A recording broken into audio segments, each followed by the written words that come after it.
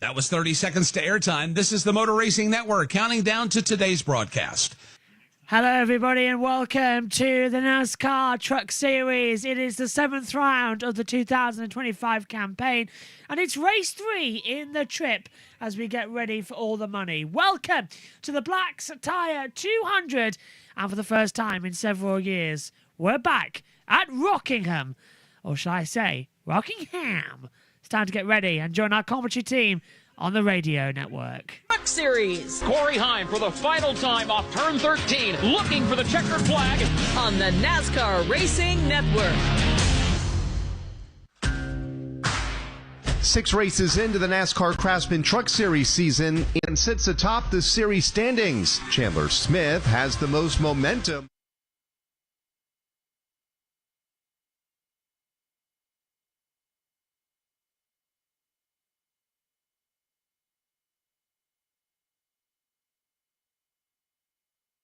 Oval in 2013, and a lot has changed in the 12 years since, including a new coat of asphalt. Who will be the first to figure out the fast way around the track known as the Rock? And how difficult will it be for these young drivers to stay out of trouble? From Rockingham, North Carolina, it's race 7 of the NASCAR Craftsman Truck Series season. The Blacks Tire 200, next on the NASCAR Racing Network. NASCAR Live Race Day is brought to you by Toyota. For the latest Toyota Gazoo racing information, visit tgrna.com. It has been 12 years since the NASCAR Craftsman Truck Series last race at the track known as The Rock, a tough and treacherous speedway that has challenged even the most experienced of drivers. Today, most of the drivers in the field will face those challenges for the very first time. Hello and welcome to the NASCAR Racing Network's coverage of the Blacks Tire 200 from Rockingham Speedway in Rockingham, North Carolina.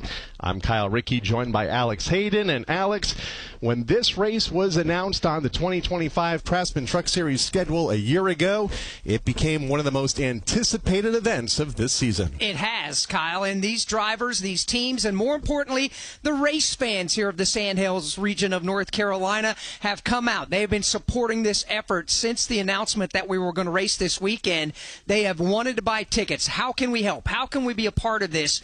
And the fans have showed up. Here on a Friday, well, the front stretch grandstands, with the exception of the bottom 4 rows, look completely full here today. Tomorrow, of course, is a complete sellout here in the grandstands. There are some general admission tickets, some standing room only for tomorrow, but it is great to have NASCAR racing back at the Rock. Great crowd and great weather gracing all the drivers here today. This track has always been a handful for drivers. Turn 2, the narrow backstretch, has been the site of so many multi-car and truck pileups, a tricky entrance to the pit lane. Those are some of the known challenges, but perhaps one of the biggest unknowns, the newer asphalt that was laid down here at this racetrack 2 years ago, Alex. Yeah, it was. And when you look at how this plays out, they had the asphalt that was dropped down here back in the winter of 2022. So while it's new, because we haven't raced here since then, it has been sitting through the cold Sandhills winters. It has baked in this Carolina sunshine through the summers for a couple of years.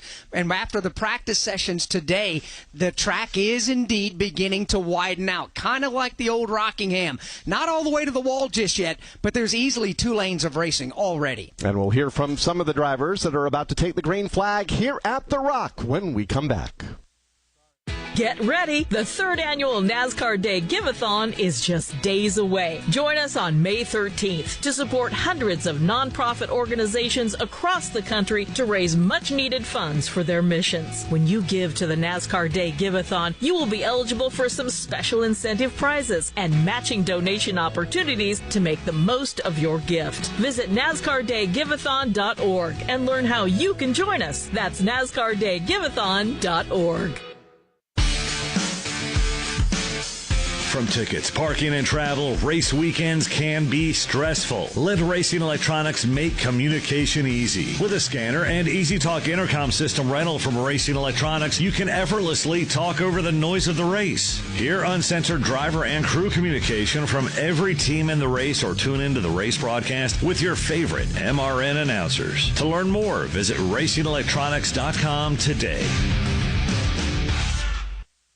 There have been 2 prior NASCAR Craftsman Truck Series races held here at Rockingham. Casey Kane won here in 2012 and will make his NASCAR return tomorrow in the NASCAR Xfinity Series race. And Kyle Larson was the winner last time out in 2013. From Rockingham Speedway, this is the NASCAR Racing Network, home of the tough trucks of NASCAR. You've never been one to idly watch someone else do something for you. There's pride in self-reliance, in working with your hands, in harnessing the power of an E3 spark plug with Diamond Fire technology, yielding better engine performance. You have a choice to make. Take control of your ride, of your life, or be the passenger princess of it. Visit e3sparkplugs.com to put the power in your hands. Motorcycle, boat, or RV taking up space? Put it to good use by donating it to the NASCAR Foundation. Proceeds help fund medical resources for children in our racing community. Your wheels can heal. Call 844-NASCAR-9 and we'll come tow away your vehicle for free. The process is quick and your gift is tax deductible. Call 844-NASCAR-9 to donate your vehicle to the NASCAR Foundation today. Your donation will help our children survive and thrive.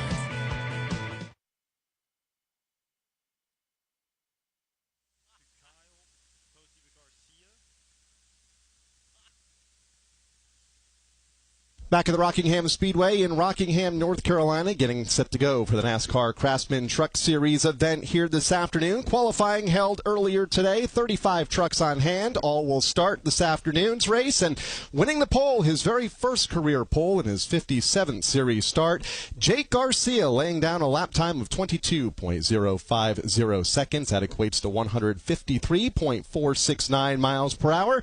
And Steve Post from Halstead, Pennsylvania is with him trackside. Jake down here getting ready to be introduced to the fans. So, Jake, as you get started off, congratulations. What's it mean to win a pole? I mean, just what does it mean to you, the pride in winning the pole here the first time back at Rockingham? Yeah, it's really cool, especially being the first time back here, first qualifying session of the weekend. So, really cool. It's so fast here. So, it's awesome. I think this is going to be important, too, this weekend to start up front just because of how narrow the track is and how fast we're going. So, I want to thank God for giving me the opportunity to come out here. This is really cool to come do this stuff. So, really excited for the race tonight, and I think we've got a fast Quanta Services F-150.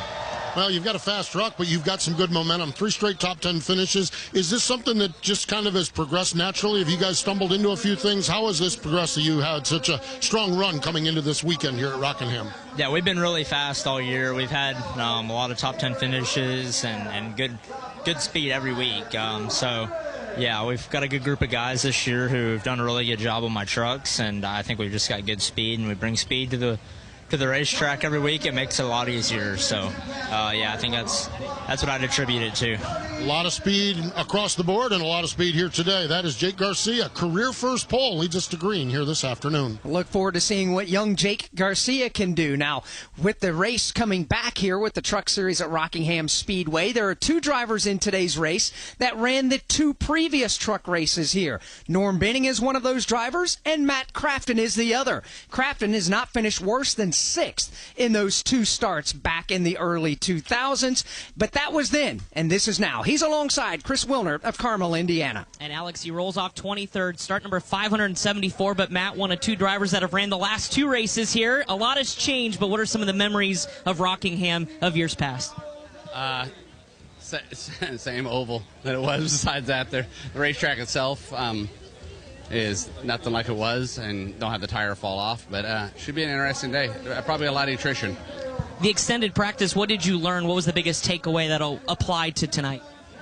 The biggest thing from the test to now, how much they say the track lost grip, but when we were here testing, it was cold, so the track had a ton of grip then. So, we're not near as fast as we were when we were here during the test. So I'm sure we're going to see hopefully a lot more tire fall off and a little bit more multiple grooves. That's Matt Crafton. Again, have some work to do today. Starts 23rd, but the veteran trying to use that experience here on a brand new racetrack here at Rockingham. And looking for his first win in the Craftsman Truck Series in 110 starts, dating back to the Kansas Speedway in July of 2020. Hi, I'm Daniel Suarez, NASCAR driver. and I'm very excited to announce the NASCAR Cup Series is coming to Mexico.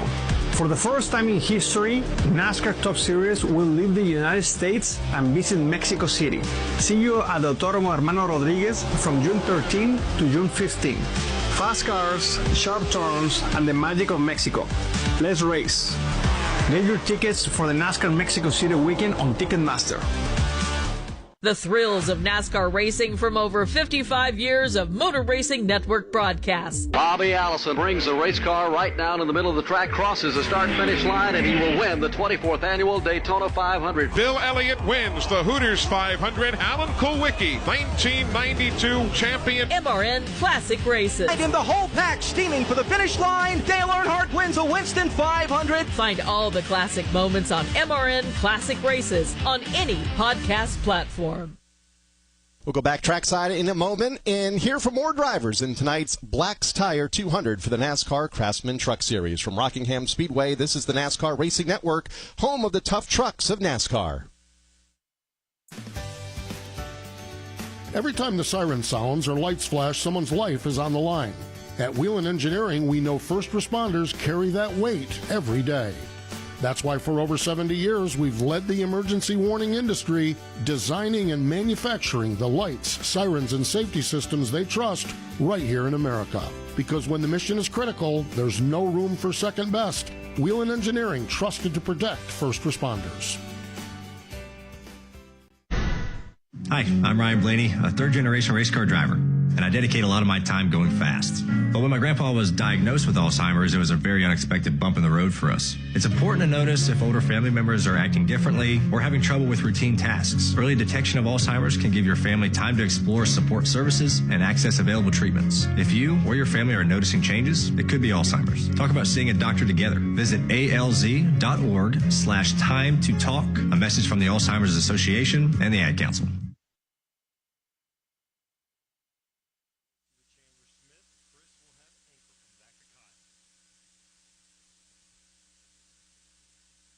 Driver introductions continue here at the Rockingham Speedway down trackside in preparation of today's Black's Tire 200. Let's go back down there now and hear from some more of the drivers, including the most recent winner in this series last week at the Bristol Motor Speedway and our outside pole sitter, Chandler Smith with Steve Post. Yeah, Chandler does start in the second spot here today. Chandler, how remarkable it is the performance of your team. The win last year at Bristol, but top 10 finishes when you factor in that this team was built in January of this year. How remarkable is it, and what has allowed you guys to be so strong out of the box? Just a lot of hard-working individuals at the shop and even on this 38 team. I couldn't be more proud of the team that we were able to assemble last second and be able to have as strong as a group as we do.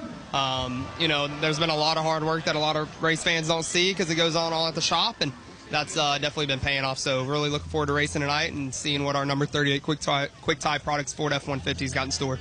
What did you learn about your truck, and what are your thoughts as we get ready to race? What are we going to see here today at Rockingham? I hope we can see a lot of passing. I don't know. I'm semi-optimistic, but we'll have to see how the first two stages go to see how racy it is. We shall see what happens. We do know this. He'll be on the front row. That is Chandler Smith, rolls off in position number 2. Not only did the Craftsman Truck Series have practice today, but the NASCAR Xfinity Series did, and the ARCA Menard Series East. And there are 2 lanes. There should be some passing going on here today, and we very much look forward to hearing that happen lap after lap here at Rockingham. One driver who has experience racing here at Rockingham, albeit in a late model stock car, is Louisville, Kentucky native Ben Rhodes. He's with Chris Wilner. And Ben Rhodes today is going to start from position number 3. We talked about it a little before practice, running a late model stock around here. I can't imagine nothing translates, but what are some of your memories of running here at the Rock as you began your career and now being back with the Truck Series? Well, that was like 12 or 13 years ago. A lot's changed since then, and certainly the surface has. This new asphalt's really, really fast, and we got a little bit of a narrow groove today. Hopefully that'll widen out for the race. It's going to have to, right, with the restarts and the initial start being side by side. But for now, I think that's the talk of the town. All us drivers are like, how are we going to make it through turn 1? That's going to be interesting, and I can't wait to see how that goes. But let's also talk about the season. A couple top 5s, turning things around. Where's the momentum at with this 99 team? Well, hopefully if we get a good finish today, it just keeps going, right? But the momentum's good. A lot of what we learned in the last couple of races that were able to give us those top fives, we brought here. So I think that it's good that speed that we found is transferring from racetrack to racetrack and across, some big diverse racetracks, Martinsville, Bristol, now to the Rock. I know they're shorter, but the Rock here races like 1.5 miles in a lot of ways. It's really, really fast. And a lot of the practices you put into play at 1.5 miles, like a Vegas or a Kansas, you do at this place. All right, it's Ben Rhodes again, starts third today, building on momentum with the ThorSport team. He'll be looking for a win here at Rockingham. Rockingham used to be measured at 1.017 miles around this track. After the addition of the safer barrier, it's now 0.94 miles. Not even 1 full mile around this lightning quick Rockingham Speedway. Welcome to more. Green flag is in the air. More action. Photo finish. More awesome. More smoke. More sizzle. More soar. More roar. More friends. More family. Welcome to the one place where no matter who you are, you'll leave with something you'll never forget. Welcome to NASCAR.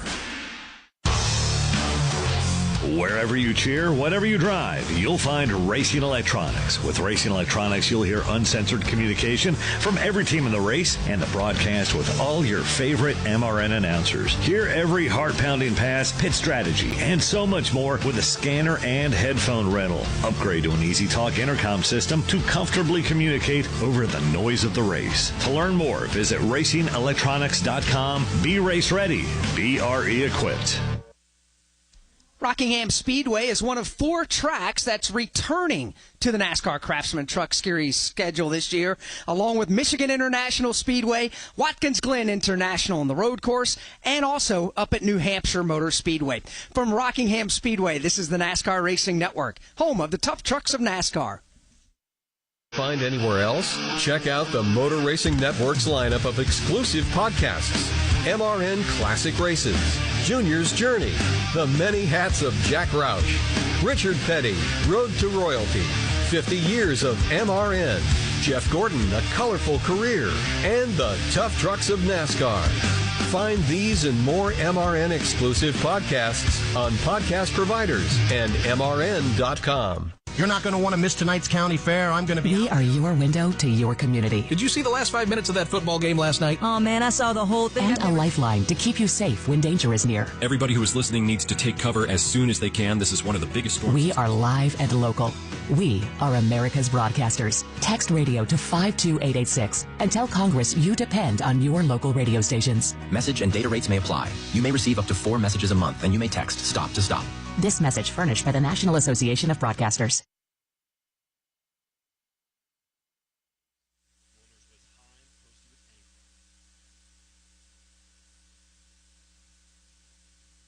Welcome back to Rockingham Speedway. Driver introductions about to wrap up down at the front side of this great facility. We get you back down there right now to hear from some more drivers. Steve Post has caught up with a driver who's arguably on the hottest streak of anyone right now. Yeah, Tyler Ankrum starts off in the 16th position here this week at Rockingham. He qualified in the 16th spot, 4 straight top 5 finishes, or 4 in the last 5 races. Tyler, what's the momentum like, and how important is it to have momentum in this sport? It's incredibly important. It keeps everybody's confidence up. It just keeps the ball rolling. When everyone's feeling good, everyone's feeling hot, everyone just works that much better. Qualified in the 16th spot. We've had a couple drivers talk about narrow racetrack. How do you approach today's race starting mid-pack? Swing from the fences. I think there's going to be some rubber when you get out of the black and get your right sides up. I think it will spread out a little bit. It'll be tough to say if the bottom gives up a little bit. I think it'll open up the top. The Xfinity car is really black in the racetrack, so hopefully it does do exactly that because we're not very good in the rubber. So I'm looking to swing for the fences here to start. We'll see what happens with it. I like the sounds of that. Maybe we'll widen things out here. That's Tyler Ankrum.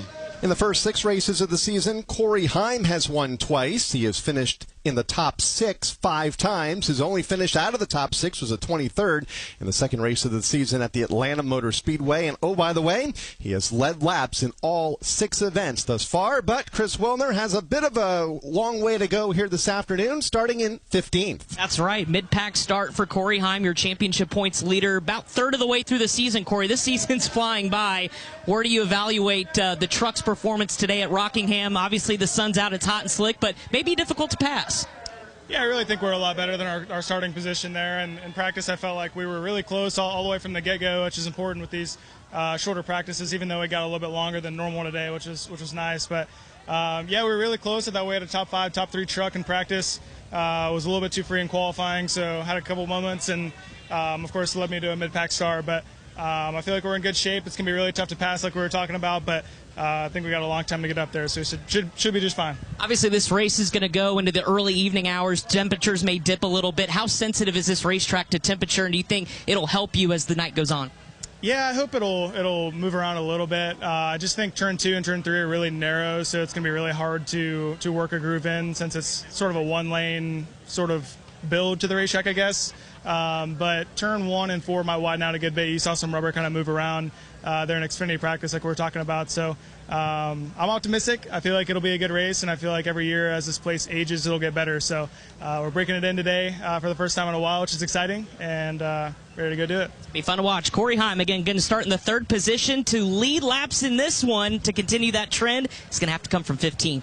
Yeah, he is, but he is with Scott Zipadelli, the team that's got all the momentum right now in their Safe Light Toyota Tundra. This driver spotlight has been presented by Toyota. For the latest Toyota Gazoo racing information, visit tgrna.com.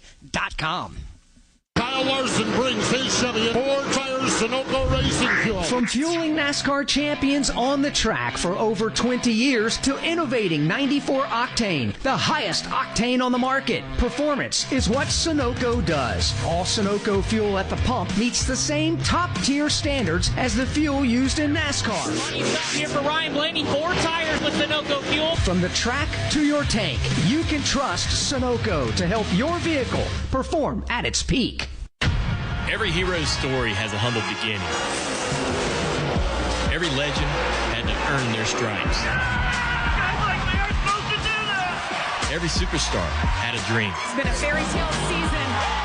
Every home track is the start of something special. That's just good old short track racing. Oh, a little retaliation. Holy cow! Learn more about NASCAR regional tracks near you at nascar.com/regional. From Rockingham Speedway, this is the NASCAR Racing Network, home of the tough trucks of NASCAR. Good morning, guys. I just want to warn you, traffic is tough out there. We are here for you to tell you how to keep safe. Everybody who is listening needs to take cover as soon as they can. To provide the music, talk, and sports you love. And to deliver the news that matters to you. We are the voices you can trust. We are live and local. We are America's broadcasters. Text radio to 52886 and tell Congress you depend on your local radio stations. Message and data rates may apply. You may receive up to 4 messages a month, and you may text STOP to STOP. This message furnished by the National Association of Broadcasters. Drivers, start your engines! Your home for the NASCAR Craftsman Truck Series. Green flag goes in the air, and we are underway.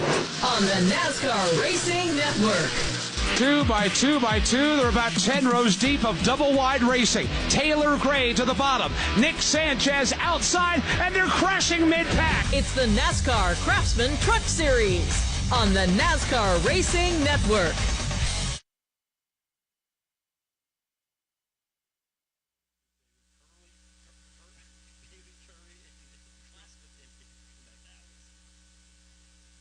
Back here at Rockingham Speedway, drivers have been introduced to the crowd. They made their way to their trucks. Let's get you back down there right now. Steve Post. Bailey Curry, a great qualifying round, qualified in the 6th spot, the best qualifying effort of 2025. But, Bailey, I actually want to go back a week ago at Bristol, led some laps, won your first stage here in it.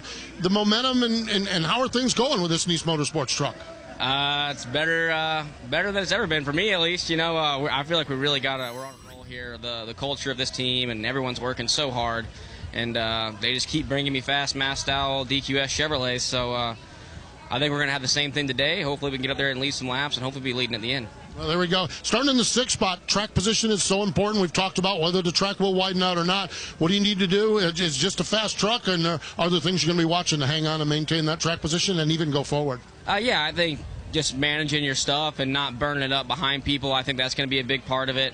But, yeah, I mean, just capitalizing off others' mistakes, I think it's going to be a big thing. I think you're going to see guys get tight behind other people, and if you can jump on it when they're vulnerable, that's going to be what you need to do. That sounds like some fun, that's for sure. Bailey Curry starts in position number 6. All right, let's go back down now and hear from a driver that has some past experience here, including a couple of top 10 finishes in ARCA events years ago here at Rockingham. Talking about Grant Enfinger, who starts 19th today, Chris Wilner. And Kyle, that last start here at Rockingham 2012, Grant, that was your 5th career start. You've got over 200 now. Time flies when you're having fun, right? It does. That was actually a starting park. Actually, my only starting park in the truck series. So pretty cool. It's been a long time since we've been at Rockingham, but everything's the same other than the asphalt, and that has made a big change on the surface. So just super fast speeds, not much tire fall off.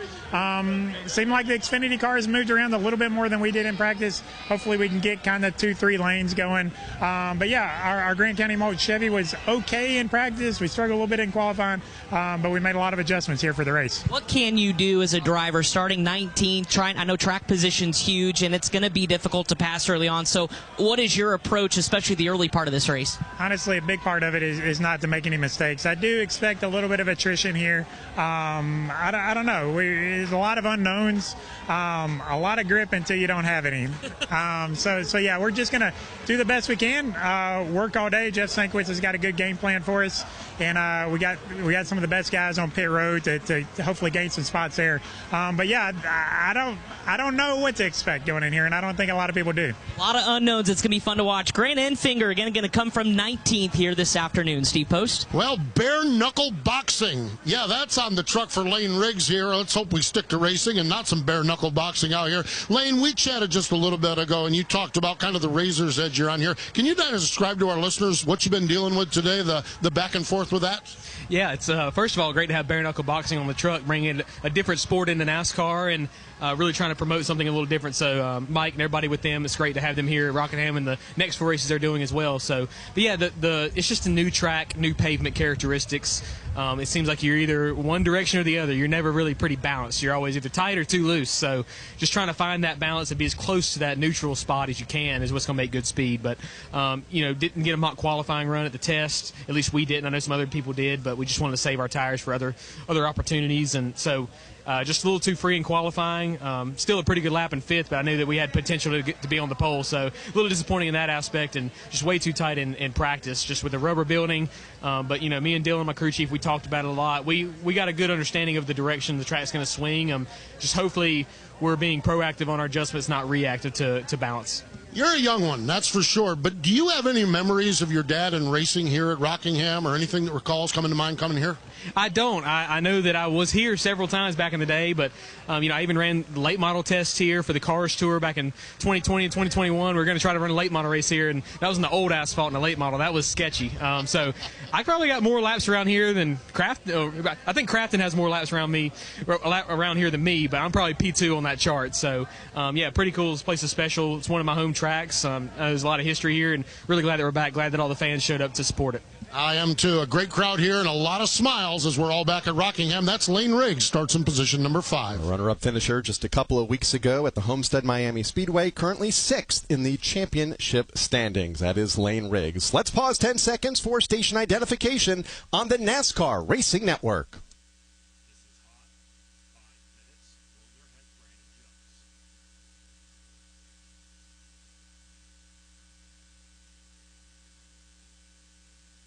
Back at the Rockingham Speedway, getting set for Race 7 of the 2025 NASCAR Craftsman Truck Series season, the Black's Tire 200 here at the 1 Mile Rockingham Speedway. Let's go back down trackside now and hear from some more of today's starters before our opening ceremonies, including a driver pulling double duty here this weekend, Chris Wilner and Brandon Jones. That's right. Brandon Jones doing Xfinity and Truck Series duty today back with Tricon Garage. Brandon, I can't imagine you just left the track from Xfinity practice that anything really translates, but What is the challenge hopping between the two race cars, especially when we're back here at Rockingham and a lot of unknowns? Yeah, I picked 7 races this year in the Truck Series to try to come win. I thought I tried to pick the tracks that I felt the most confident at, and the ones that I didn't need a lot of work at, honestly, and that I could come here and just have a really solid day. And didn't really have all the schedules, I guess, when these first came out. And the first 2 that I did at Homestead and Bristol, really smooth, all one-day shows. This one's been a lot today, for sure. Just the difference in the vehicles, right? There's a lot of nuances the truck has versus the Xfinity car has. But I really believe I'm going to get through this race, and I really believe there's going to be a lot of benefit to having this, just having laps, having passing laps, the passing experience, come down this pit road, restart lanes, which one do we want to be in? So there's a lot of little things that I'm going to be paying attention to in this race. And, at the end of the day, try to get a good finish for Grandpa Gus. They came on board for this one-off race and try to get them some exposure and try to get them some TV time, And so just trying to have some fun, man, with this truck. It's been a good time coming to hang out with Tricon and getting to know them and getting to drive these race trucks. They're always got speed at these tracks that we come to. So it's cool to kind of feel that. Qualifying, I think, 29th, right, and just had a huge moment a couple of times. So I don't think that's a dictation of any of our speed. I think that you're going to see me kind of going crazy at the start here and trying to go bottom of 3 wide a couple of times maybe and try to get some spots early. Oh, boy. Brandon Jones going crazy in the Truck Series. We'll find out if that comes to fruition when we drop the green flag, guys. Again, he starts 29th. Yeah, he does. He is a talented driver, and he's on a roll in the Xfinity Series, trying to parlay that here today in the NASCAR Craftsman Truck Series. So how did we get to where we're at this weekend with NASCAR's return to Rockingham Speedway? We'll go back to May of 2021. Then North Carolina Governor Roy Cooper proposed a COVID-19 relief package for Rockingham Speedway. Later that year, as a matter of fact, November of 21, the North Carolina General Assembly approved a package of $9 million. October 2022, repave began here at The Rock. In January 2025, the truck and Xfinity teams came here and tested. Fastest lap in the trucks being a 21.983 second lap. That's over 166 miles per hour. It was set by Ty Majeski. It has been a whirlwind since the announcement back in 2021, but the money coming back to help bring this racetrack up to the standards, Kyle, it needed to be. And the place looks great, and a great crowd on hand here this afternoon. I would guesstimate, Alex, 80%, maybe 85% full right now here on the front stretch in the grandstands that begin off of turn number 4, stretch all the way to turn number 1, and it was announced last week that tomorrow's NASCAR Xfinity Series event is a sellout. The first time that the Xfinity cars have run here in more than 2 decades, dating back to 2004. In fact, it's part of a doubleheader here at the racetrack tomorrow. The Arc Menards East Series will also be in action. Our live coverage will begin at 1:30 p.m. Eastern Time, and the NASCAR Xfinity Series race at 3:30 Eastern. Those events heard on the Motor Racing Network tomorrow afternoon. The crowd tomorrow, north of 30,000, is what the track officials were telling us earlier today. As a matter of fact, they brought in some temporary grandstands, put them over there off of turn number 2. There's a couple of sets inside in the infield, inside turn 2, and they're going to sell general admission tickets along Thunder Alley, which is along the backstretch area back there, which are basically standing room only tickets. So if you want to come be a part of the show, I encourage you, get on the website, see if you can get one of those tickets, if there's any still available. A couple of thousand seats added to the turn 2 portion of this racetrack and the back straightaway, and I'm sure those tickets will be sold in a hurry for tomorrow's NASCAR Xfinity Series return here to the Rockingham Speedway. Our attention will now shift to the NASCAR Craftsman Truck Series returns to Rockingham, the Black's Tire 200. Let's go trackside now for opening ceremonies. Race fans, please rise as you're able and remove your hats as Nick Terry from Motor Racing Outreach provides today's invocation. Let's pray. God, we thank you for the blessing to be able to be here at the Rock today for racing. God, you've been good to us, and we thank you for all the hard work that's gone into this weekend. Lord, it's also Easter weekend, and we thank you for Good Friday, for the cross, for the words that you said, it is finished. We thank you for the gift of salvation, and I pray for these drivers that you would keep them safe. In Jesus' name, amen. And now to perform our national anthem, please welcome dedicated Rockingham Speedway fan since 2002, Derek Winter. Oh, say, can you see by the dawn's early light what so proudly we hailed at the twilight's last gleaming, whose broad stripes and bright stars through the perilous fight o'er the ramparts we watched were so gallantly streaming, and the rockets' red glare, the bombs bursting in air, gave proof through the night that our flag was still there. Oh, say does that star-spangled banner yet wave o'er the land of the free and the home of the brave?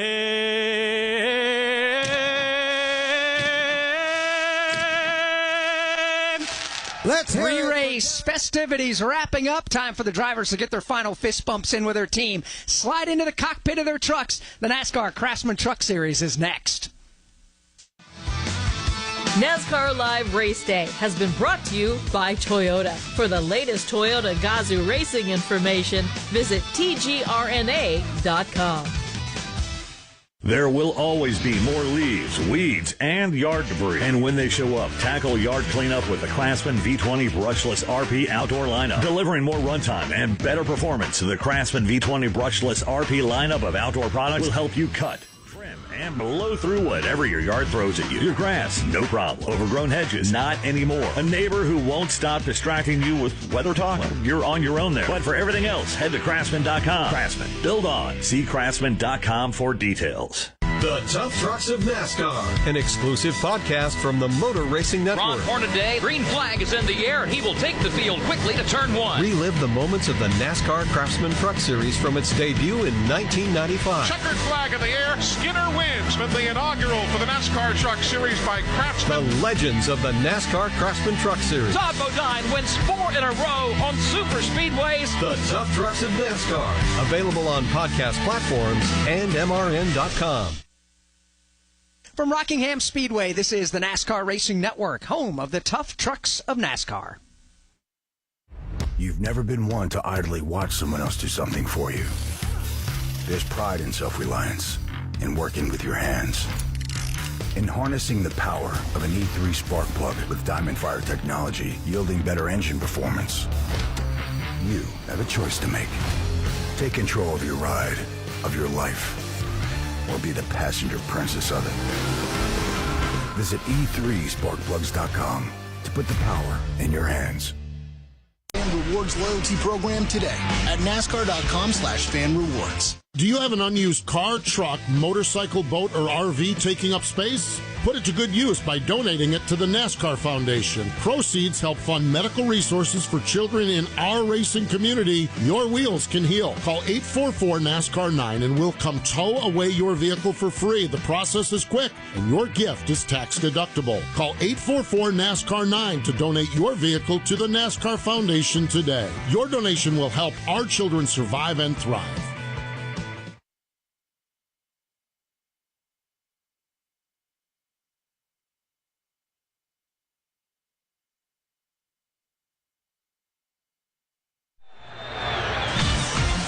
Live on the NASCAR Racing Network.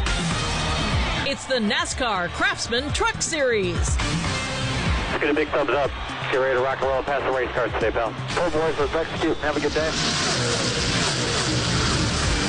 Tonight, the Black's Tire 200 from Rockingham Speedway. Brought to you by Craftsman. Runs long, works great, won't slow you down. The Craftsman V20 brushless RP lineup, built for the backyard and beyond. See craftsman.com for details. By Wendy's, home of the one and only $5 Biggie Bag. By Toyota. For the latest Toyota Gazoo racing information, visit tgrna.com. And by Sunoco. From NASCAR to your car, Sunoco fuels peak performance. Back here at Rockingham Speedway, we close in on the command of fire engines to get the NASCAR Craftsman Truck Series Black's Tire 200 at Rockingham underway. It is the final installment, Kyle Rickey, of the trip, the Triple Truck Challenge. And it began a couple of weeks ago at the Martinsville Speedway. Daniel Hemrick picked up the win on that day and $50,000 that went along with it. Last week at the Bristol Motor Speedway, Chandler Smith took the checkered flag and picked up a $50,000 bonus. And today, if either of those drivers can win here this afternoon at the Rockingham Speedway, they are only the only two trucks and drivers eligible for the $150,000 bonus. Now, if a driver, of course, could have won all three, they would have got a $500,000, but that will not be the case. So a couple of drivers to keep an eye on. Daniel Hemrick, Chandler Smith, looking for some bonus money here this afternoon, part of that Triple Truck Challenge. And that'll help buy some groceries. Yes, it will. You can win $150K out there. What a great program that's been, and especially over the years here, to really spotlight and give these NASCAR Craftsman Truck Series drivers and teams even more incentive, as if they needed a little bit more. Now, we talk about experience, Kyle, so much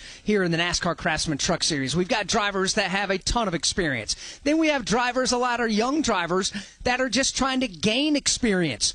But this is a different beast. There's so many unknowns about today's race and this weekend in general with Rockingham Speedway. In your opinion, does experience really come into play here? I think it might. We'll see. I mean, it's been so long since the series has run here, as Matt Crafton alluded to. Grant Enfinger, we talked to a few moments ago as well. They have laps here in the ARCA Menard Series and in the NASCAR Craftsman Truck Series, but I don't know. You're right. Those young drivers, very aggressive, and I'm not quite sure if their lack of experience on this 1 mile oval will help them or not here this afternoon. You don't know what you don't know, and that is kind of one of those types of things that you, when you think about it, really comes into play. You mentioned a moment ago, it's been so long. April 14th of 2013, only 4,387 days ago, we last raced the trucks here. And we're back here today for the NASCAR Craftsman Truck Series return to this 1 mile racetrack. Let's go trackside now and get the command to fire engines. And now, race fans, it's time for the most famous words in motorsports.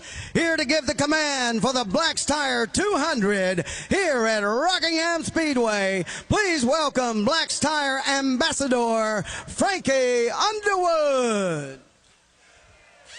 On behalf of Black's Tire, our 1,100 associates throughout our 71 locations throughout the Carolinas, drivers, start your engines! The sound we've been waiting for. 35 NASCAR Craftsman Truck Series machines come to life on the pit lane. We'll introduce you the starting lineup and put the green flag in the air next. This is the sound of a Toyota Cup car. And this is the sound of a Toyota Top Fuel dragster.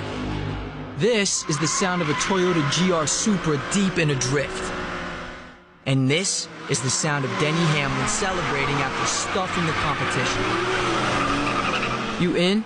Get up to speed at tgrna.com. Toyota, let's go places. NASCAR is a registered trademark of the National Association for Stock Car Auto Racing, LLC.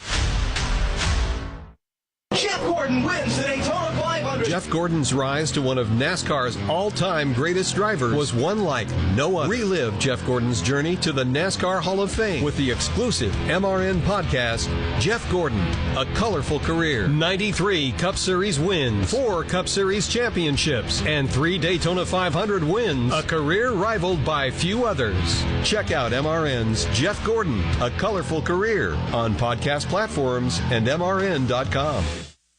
From Rockingham Speedway, this is the NASCAR Racing Network, home of the tough trucks of NASCAR.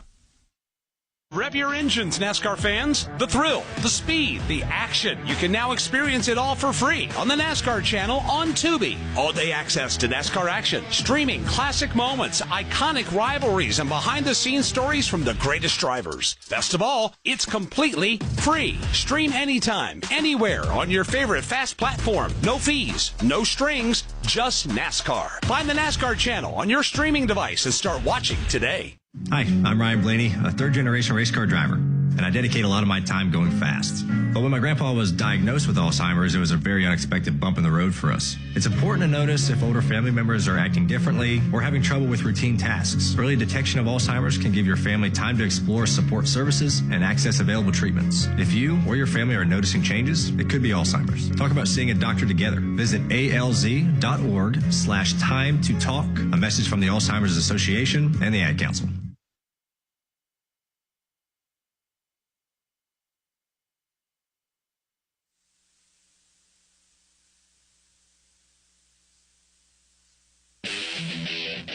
Now, here's the starting lineup. Starting 35th after qualifying today will be Cody Dennison. Norm Benning will start 34th. Stephen Malazzi will start 33rd. Justin Carroll starts 32nd. And Spencer Boyd rolls off 31st. Frankie Muniz will start from the 30th position. 29th will be Brandon Jones. Nathan Bird will go from 28th. Tony Breidinger will start from 27th. 26th starter is Timmy Hill. Dawson Sutton will start from 25th. 24th will be Jack Wood. Matt Crafton will start from 23rd. 22nd starter is Parker Kligerman. And Rajah Caruth will start 21st. Stuart Friesen qualified 20th. However, he hit the wall coming off turn 4 with the right side of his truck. They had to make some repairs to that. That's unapproved adjustments. So Stuart Friesen will fall to the tail end of the field. Starting 19th will be Grant Enfinger. Corey Day goes 18th and Daniel Hemrick starts 17th. Tyler Ankrum is the 16th starter. Corey Heim starts 15th. Andres Perez Delar will start 14th. Matt Mills qualified 13th. Luke Finhouse will start 12th. And Sammy Smith will go to post in the 11th spot. Now into our top 10 starters as the field rolls from the pit lane and begins their parade and pace lap. Starting 10th will be Tanner Gray. 9th starter is Ty Majeski. Gio Ruggiero will start from the 8th position. Caden Honeycutt will start 7th. 6th starter is Bailey Curry. 5th will be Lane Riggs. 4th starter is Connor Mosack. Ben Rhodes will start from the 3rd spot, and on the front row, Chandler Smith starting in position number 2, and on the pole, his first career pole in this series, Jake Garcia with a lap time of 22.050 seconds and a 153.469 mile per hour average around this racetrack that is just shy of 1 mile. And the trucks are now out on this Rockingham Speedway, so let's take a swing around the racetrack and bring in 2 more voices, poised and ready to go to call the action for you out on the track. Starting over in turns 1 and 2 from Marlboro, New Jersey is Tim Cattle-Famo. Thank you very much, Alex Hayden. Good afternoon, everyone. Here in turn number 2 at the Rockingham Speedway. Banking on this end of the speedway, 22 degrees. It starts at the white line, goes all the way up to the red and white safer barrier that lines this racetrack. Freshly paved asphalt, as we've been talking about during the broadcast, but so far today, that track has taken rubber, and the groove has kind of started to expand a bit. There's a very distinct black line of rubber through the middle part and bottom lanes in turns 1 and 2. We expect it to get a little bit wider, especially as we go deeper into the race, especially with this hot sun, so we'll see how it works out for the drivers today. It is also very windy off of turn number 2. The breeze has picked up over the last hour. We'll see if that affects the drivers at all when they work their way through this end of the racetrack. Once they exit my spot and head down turn 2, they'll make their way down the back straightaway into the view of Shingle House, Pennsylvania's Nathan Prouty. Thank you very much, Tim, and good evening, everyone. As the trucks exit turn number 2, as Tim mentioned, I'll pick up the action, and they will head down the backstretch that sits just over 1,300 feet with 8 degrees of banking to its credit. The drivers will then quickly set up for the turns number 3 and 4, and the banking over here is just a tad bit more than turns number 1 and 2, 25 degrees of banking in total, and much the same at this end of the racetrack. We expect the preferred line for the drivers to be right against that white line at the beginning of a run, but maybe see them spread out over the multiple grooves moves as a long run starts to develop. I'll cover all the action for you at this end of the property until they exit turn number 4, where they will then race onto the D-shaped front stretch and back into the view of Kyle Rickey and Alex Hayden. All right, thank you very much, Nathan. Should be a lot of action out in the corners here this afternoon. We expect just as much action on pit road. And for a final check of some of the stories that may develop over the course of the next 200 laps, we check in with our pit reporters one more time and begin with Steve Post. Kyle, it's been a pretty remarkable restock for the McAnally-Hilgeman Racing team. The number 19 truck, they lost Christian Eckes to Colleague Racing in the Xfinity Series. Crew Chief Charles Deneke, he's over on the Cup Series with 2311. That duo accounted for 8 wins in the last 2 years and finished 5th and 3rd in the point standings. Not to fear, enter Daniel Hemrick and Crew Chief Joshua Graham. They already have a win at Martinsville and top 10 finishes in 3 different starts. They have been solid as a rock.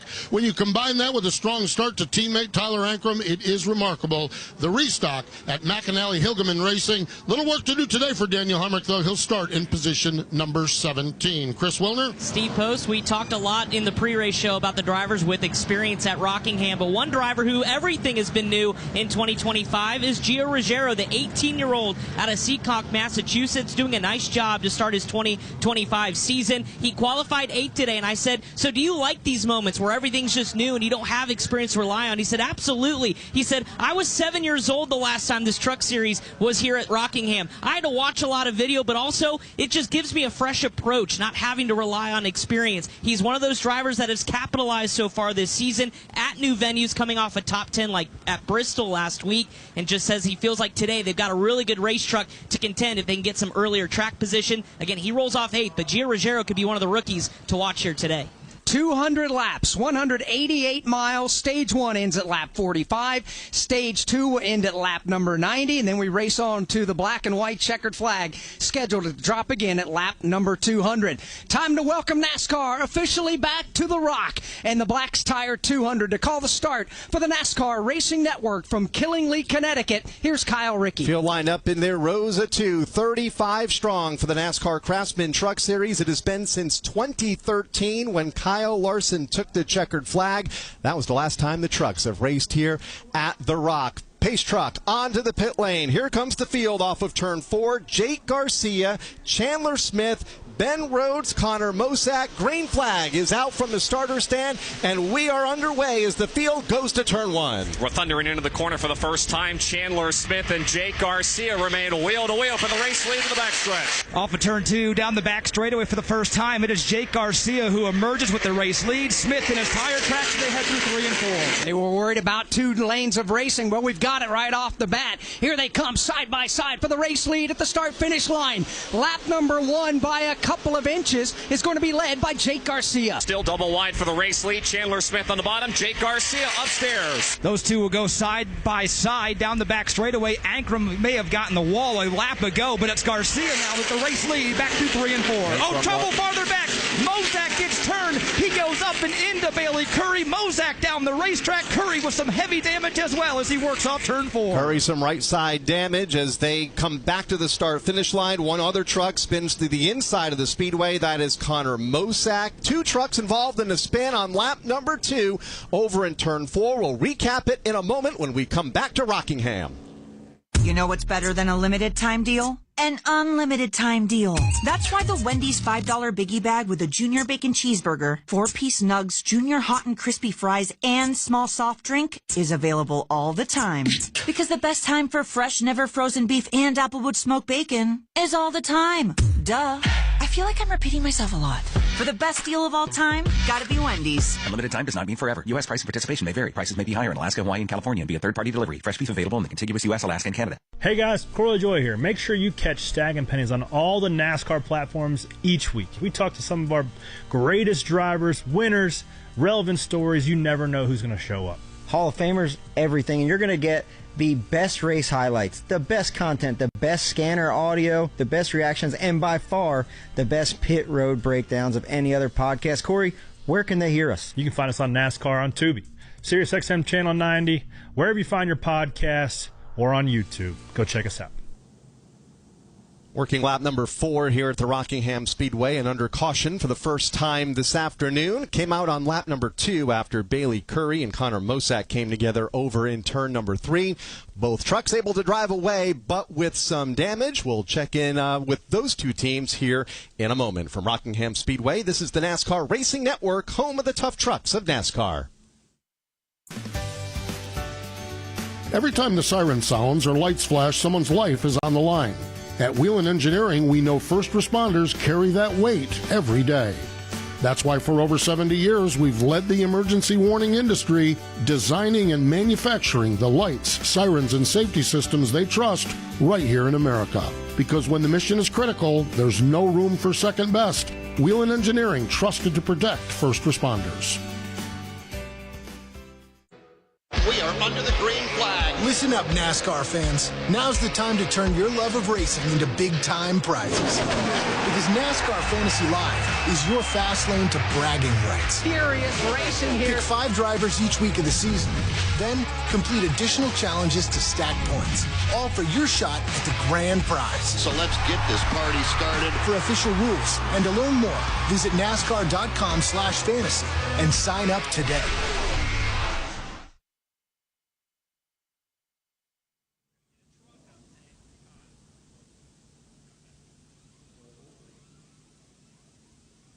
Back at Rockingham Speedway, Jake Garcia, the race leader, under caution, continuing to wrap up this first caution of the afternoon. Field about to get the 1-to-go signal after a 2-truck incident over in turn number 3.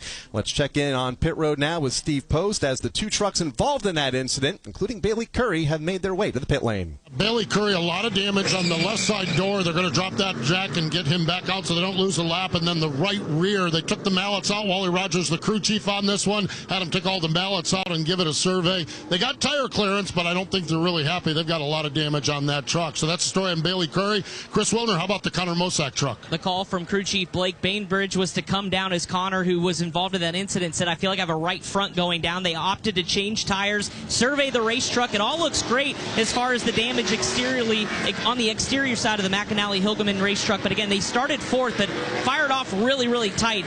Radioed after the incident and said, I could not turn. I felt like I got some marbles on my tires and got into the door of the 44. So unfortunate early start for Connor Mosak, who's not going to have to come from the tail of the field. Mosak was 5th when the spin occurred. Running 6th was Bailey Curry. All that track position is now gone. Going to have to come from the back of the field as we've just gotten the 1-to-go signal, and the drivers are choosing now what lane to restart in. Just like the initial start of the race, race leader Jake Garcia will choose the outside lane. Chandler Smith will opt for the bottom of the front row as they get set to go back here at the Rockingham Speedway. Lap number 6 will go on the board. Elaine Riggs and Ben Rhodes will make up row 2 inside and out, and it will be Caden Honeycutt, the 3rd truck in line. On the bottom, Gio Ruggiero to his outside in that 3rd row as they are lined up in their rows of 2. We'll try it again. We completed about 1.5 miles before the first incident a few laps ago, coming to the green flag to complete lap number 6. Again, this opening stage will take us to lap number 45. 39 to go in the stage when they hit the line. Green flag is back out. Jake Garcia from the top side of the racetrack will take the field back to 1. They race back into turn number 1. It's Chandler Smith this time with a half a truck length advantage over Jake Garcia. That's how they run off turn 2. And they stay door to door down the back straightaway, but it's Garcia who's got the advantage. Peeks a nose out in front, entering turn 3. He leads back to turn 4. Jake Garcia using the middle of the racetrack to maintain the top spot. Chandler Smith will fall and ride in his tailgate. Right behind them, a hard-charging Riggs. 3-truck breakaway at the front of the pack right now, and they are single file. Whoa, trouble in the 4th position. That's Ben Rhodes. A lot of smoke out of his F-150. A lot of smoke billowing out the back. Now it has come to a stop, but he has lost a lot of ground to 3rd. No smoke here in 3 and 4. Now it starts up again. No smoke. The truck fell off the pace for a moment. It looked like he was going to pull to the inside of the racetrack and onto the pit lane. He stays on the racetrack and in the 4th spot as the top 3 break away. It looked like the motor was blowing up for Ben Rhodes. That truck is still smoking. Now he's way up the racetrack, this time off 2. And this is allowed for the top 3 to just absolutely check out. Garcia leads. Ben Rhodes continues to lose position.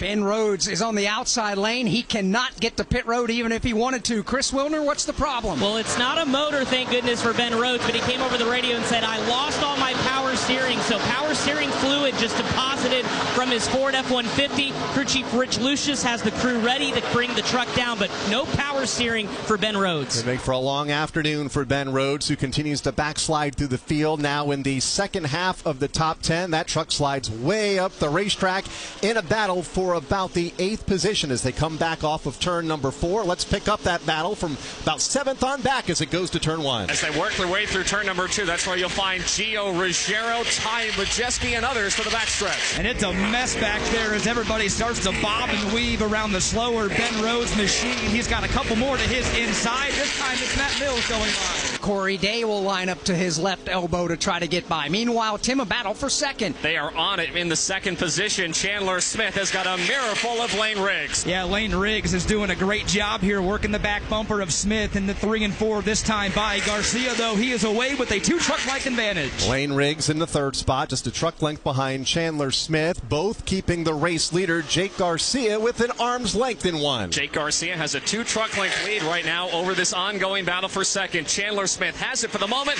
Lane Riggs wants to take it away. A bit of a bobble that time off turn 2 by Lane Riggs. It allows for Smith to put a truck length between that battle. He'll set his sights again on Jake Garcia. Garcia, the race leader, he won pole position earlier today, has his truck at the front of the field. He's begun to open it up now of about 5 truck lengths. Jake Garcia, the leader through turns 1 and 2, running about a half a lane off of the bottom of the racetrack.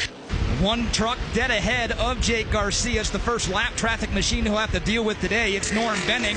Meanwhile, the battle for second starting to pick up yet again. Beginning to close in just a bit off of turn number 4 is Riggs on Chandler Smith. Black flag for Norm Benning here at the start-finish line. That truck is off the pace.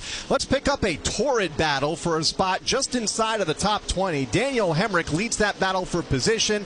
Matt Crafton is in the mix. Also Tyler Ankrum in the outside lane. All that traffic goes back into turn number 1. Daniel Hemrick has broken away from the side-by-side battle of Jack Wood and Matt Crafton. And it's a hornet's nest back here in the mid-pack. These truckers are definitely getting both lanes going here as Wood to the inside of Crafton. Crafton goes around on the outside. Crafton keeps his truck wound up exiting turn number 4. He'll hang on to the spot, but Jack Wood is on the prowl again. Matt Crafton will take his F-150 to the bottom of the racetrack. Jack Wood about 1 truck length behind him. Behind Jack Wood, that's Brandon Jones. Brandon Jones, one of the drivers in the field today, doing double duty, but Crafton, he has taken away with that position, opens it up to 2 truck lengths over Jack Wood. Brandon Jones having a tough time coming up through the field, started 23rd and is 20th right now, only gaining a couple of spots as that battle for position continues. Back to the corner, about a half a lap or more behind the race leaders as they make their way off of the corner down to the line, back to 1. Garcia out front by 1.1 seconds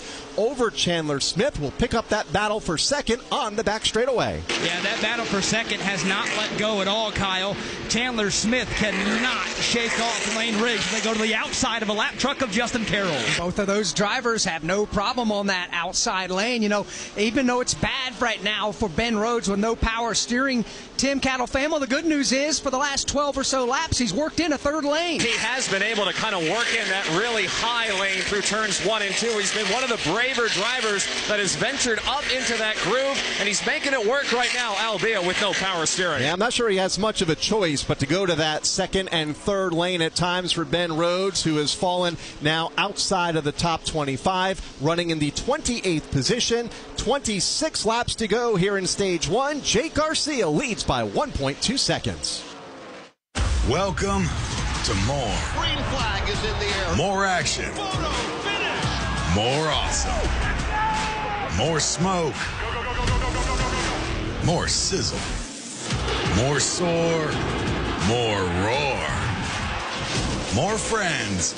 More family. Welcome to the one place where no matter who you are, you'll leave with something you'll never forget. Welcome to NASCAR. Looking for weekly motorsports podcasts to stay up to date on what's happening on and off the track? The Motor Racing Network is the place. Hear from NASCAR crew chiefs on MRN Crew Call. All the happenings from regional touring series and local tracks on NASCAR Coast to Coast. Sprint Car Talk on Winged Nation. NASCAR history on MRN Classic Races. And hear from the drivers on NASCAR Live. MRN podcasts available on MRN.com, YouTube, or your favorite podcast platform. It was about 20 laps ago. Ben Rhodes was running among the top 5 with the race leaders. He now falls off the lead lap after experiencing some power steering issues. About 15 or so laps ago, running in the 28th position. The first truck not on the lead lap. Jake Garcia leads over Chandler Smith, Lane Riggs, Caden Honeycutt, and Gio Ruggiero, the top 5. 22 laps to go in Stage 1. From Rockingham Speedway, this is the NASCAR Racing Network, home of the tough trucks of NASCAR. It's the fastest, most unpredictable speedway on earth. Talladega Super Speedway. It's not a place for the meek. There are no pleases and thank yous. Oh, he gets tattooed! It's not quiet, and it doesn't pretend to be. It's where anything is possible, and everything you've ever loved happens, all at once. We're gonna get it! NASCAR weekend at Talladega Super Speedway, April 25th through the 27th. Get your tickets now at TalladegaSuperspeedway.com. Want to know the latest with short track racing around the country? Well, one show has you covered, NASCAR Coast to Coast. Hi, I'm Chris Wilner. Join me each week as we break down the biggest headlines in grassroots racing and in NASCAR's regional and touring series.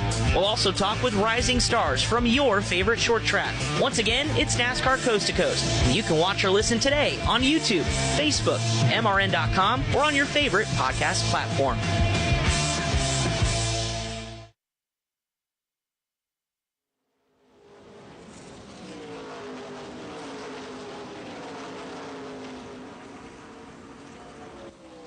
Continuing under the green flag here at Rockingham Speedway, and Jake Garcia, the race leader, and his lead right now about 0.6 of a second. Chandler Smith closing in lap traffic, as this is the longest green flag run that we have seen in today's race. On the pit lane a moment ago, Corey Day and Nathan Prouty over in turn number 3. It got hairy for Corey just a couple of laps ago when that truck suddenly slowed. Yeah, he was working down the back straightaway, and then he just peeled off to the bottom, made his way down pit road, but definitely an issue for Corey Day.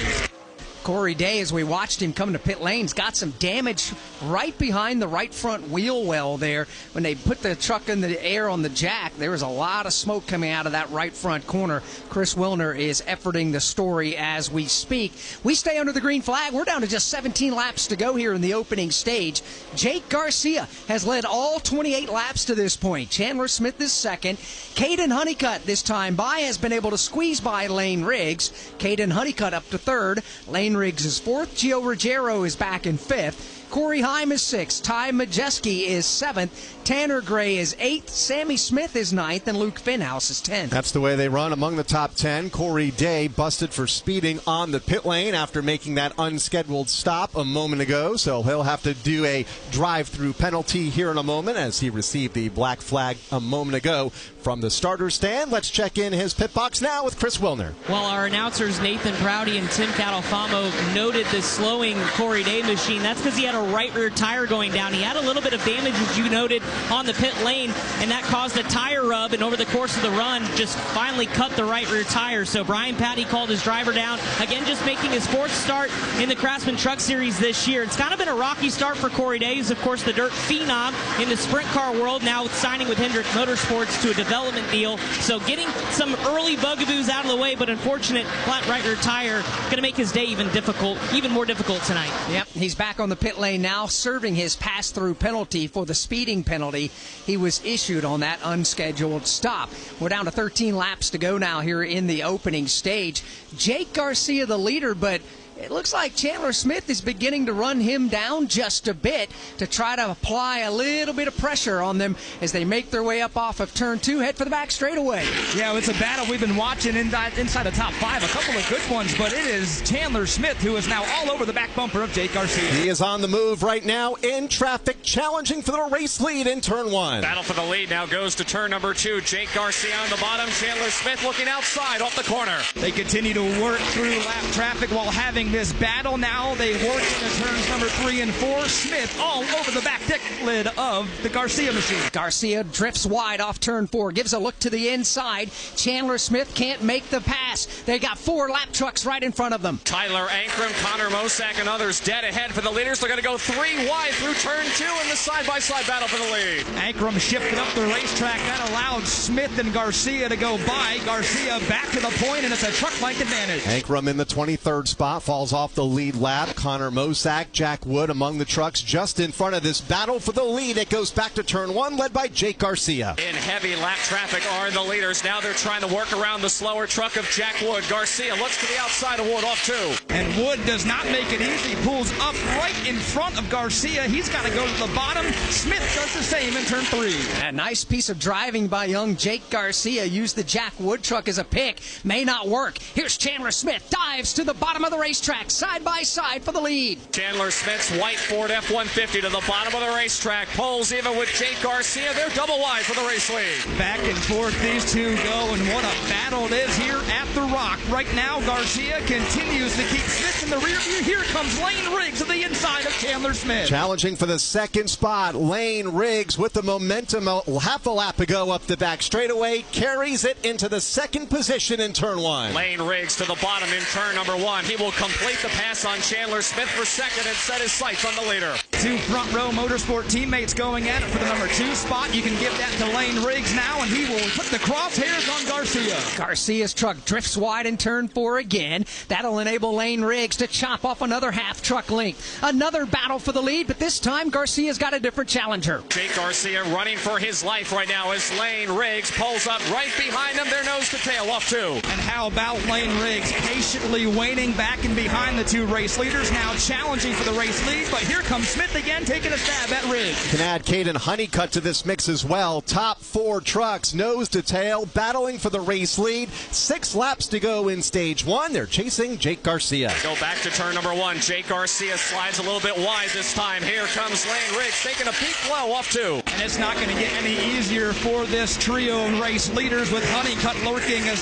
dead ahead. More lap traffic as Garcia goes a groove off the bottom. Here comes Lane Riggs. He'll take a peek to the inside. Gets a nose along the left rear quarter panel. They got the Connor Mosak truck dead ahead. Lane Riggs is there, and Jake Garcia gives him the bottom lane in turn 2. They're side by side for the moment off the corner. Those 2 trucks will go wheel to wheel for the race lead down the back straightaway. Drag race into turn 3. Riggs got the advantage. He gets sideways, though, at the bottom, and it allows Garcia to go back by. What a save for Lane Riggs at the bottom of the speedway off of turn number 4. He hangs on to 2nd, nearly gets turned by Chandler Smith in a battle for the runner-up spot. You can throw a blanket over the top 4 right now. It's Garcia, Riggs, Chandler Smith, and Caden Honeycutt to the backstretch. And Garcia just cannot shake the 3 behind him as he goes to the outside of a lap machine, and here comes Riggs again trying to power back to the back bumper. 3 laps to go in the opening stage. Jake Garcia, Lane Riggs, Chandler Smith, and Caden Honeycutt to 1. They remain in that formation back into turn number 1. Jake Garcia again lets his truck drift wide. Here comes Lane Riggs taking a peek inside. Lane Riggs tucks back into the tire tracks, follows in suit the entire length of the backstretch, but just 1 truck length separates the 2 race leaders. Jake Garcia has been the only leader thus far this afternoon here at Rockingham, but for how long? He leaves lap 43, that is. Here comes Lane Riggs to the inside. Lane Riggs now has a fender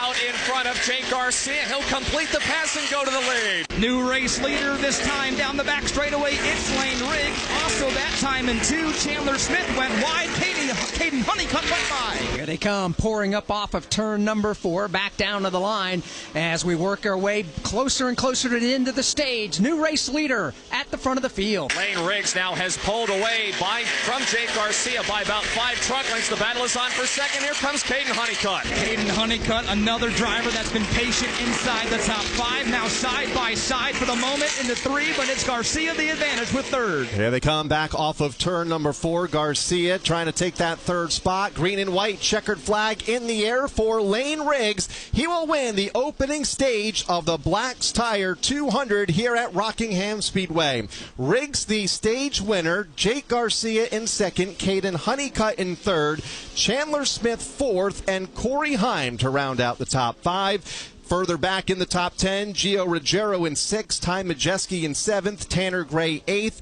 Sammy Smith 9th, and Luke Fenhouse to round out the top 10. That's the end of stage number 1, and for the second time today, caution is over the speedway here in Rockingham. Hey, I hear you think podcasts are all about true crime, huh? Well, wise guy, the iHeartRadio app's got all kinds of podcasts. We got stuff you should know and stuff they don't want you to know. We got Bobby Bones, Big Boy, and Lou Later. We got SpongeBob Binge Pants and Exotic Erotic Story Time. We got Doughboys, Two Dudes in the Kitchen, Green Eggs and Dan. Hey, we got Elf Quest. We got podcasts for everything on the iHeartRadio app for free. If you don't download that, well, that's not just a true crime, my friend. That's criminal. Get ready to rev your engines, NASCAR fans. The thrill, the speed, the action. You can now experience it all for free on the NASCAR channel on Tubi. Feel the adrenaline with a library of unforgettable races from Daytona to Talladega. It's a front row seat to NASCAR history. Best of all, it's completely free. Stream anytime, anywhere on your favorite fast platform. No fees, no strings, just NASCAR. Find the NASCAR channel on your streaming device and start watching today. From Rockingham Speedway, this is the NASCAR Racing Network, home of the tough trucks of NASCAR. From legendary races to heart-pounding finishes, NASCAR Channel is your 24/7 pit stop for all things NASCAR. Streaming classic moments, iconic rivalries, and behind-the-scenes stories from the world's greatest drivers. Dive into the NASCAR culture with shows about the cars, the teams, and the personalities that make it America's most exciting motorsport. Best of all, it's completely free. Stream anytime, anywhere. No fees, no strings, just NASCAR. Start streaming now on Tubi. Local radio brings people together like never before. It's a beautiful hometown weekend out there. We've got your local stations keep you informed and involved with music, talk shows, and real-time news updates you can trust. We are live and local. We are America's broadcasters, connecting you to what matters most. Text radio to 52886 and tell Congress to support your local radio stations. Message and data rates may apply. You may receive up to 4 messages a month, and you may text STOP to STOP. This message furnished by the National Association of Broadcasters.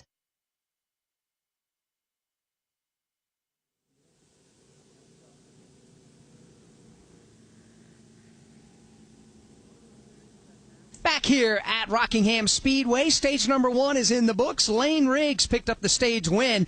Not only the stage 1 win, but his first career stage win in the NASCAR Craftsman Truck Series. It's a difficult one to believe, even though he's won a couple of races already. In the playoffs last year, picked up a couple of big wins, but they were obviously wins where he didn't lead early. He led late to pick up the race wins, but picking up a stage win here this afternoon at Rockingham Speedway to conclude the first segment of this event.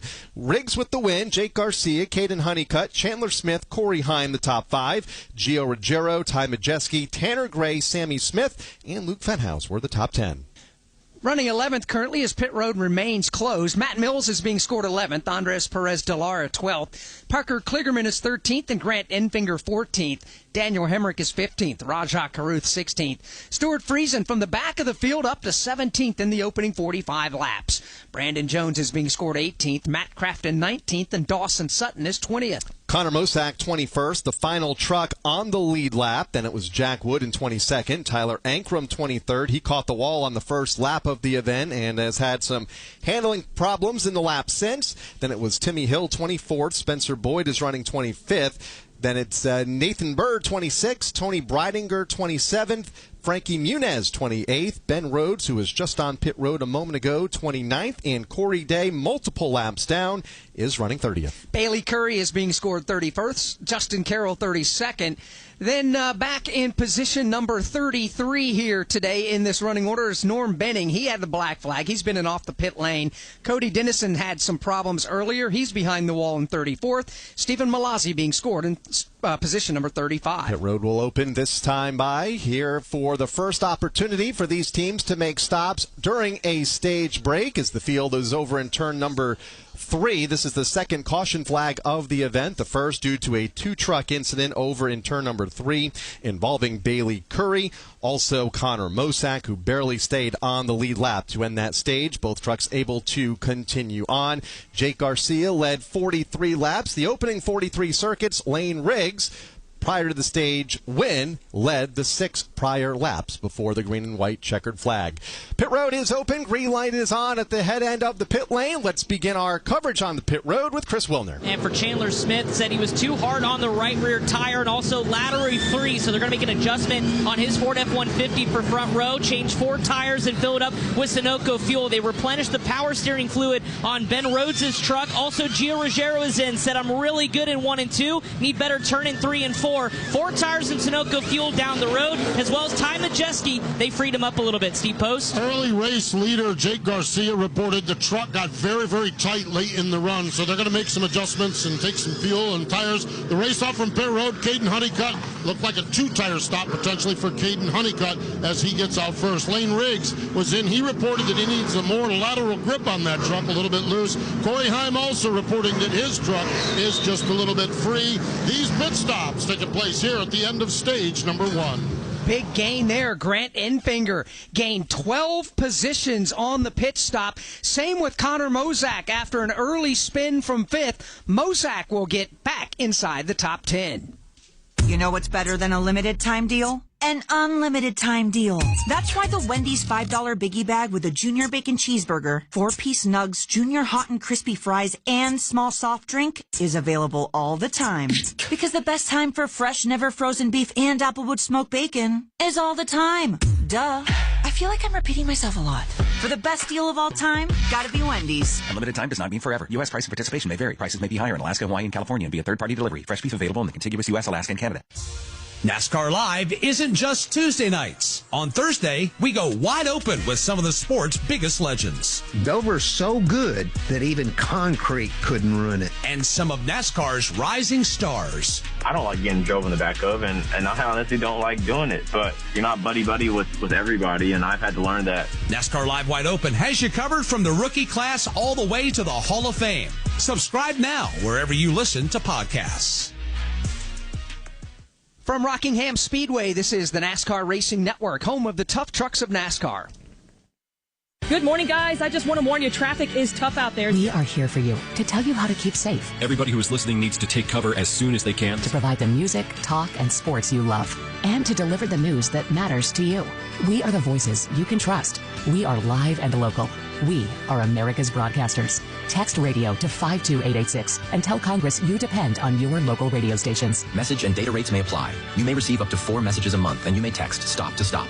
This message furnished by the National Association of Broadcasters. Looking for weekly motorsports podcasts to stay up to date on what's happening on and off the track? The Motor Racing Network is the place. Hear from NASCAR crew chiefs on MRN Crew Call. All the happenings from regional touring series and local tracks on NASCAR Coast to Coast. Sprint Car Talk on Winged Nation. NASCAR history on MRN Classic Races. And hear from the drivers on NASCAR Live. MRN podcasts available on MRN.com, YouTube, or your favorite podcast platform.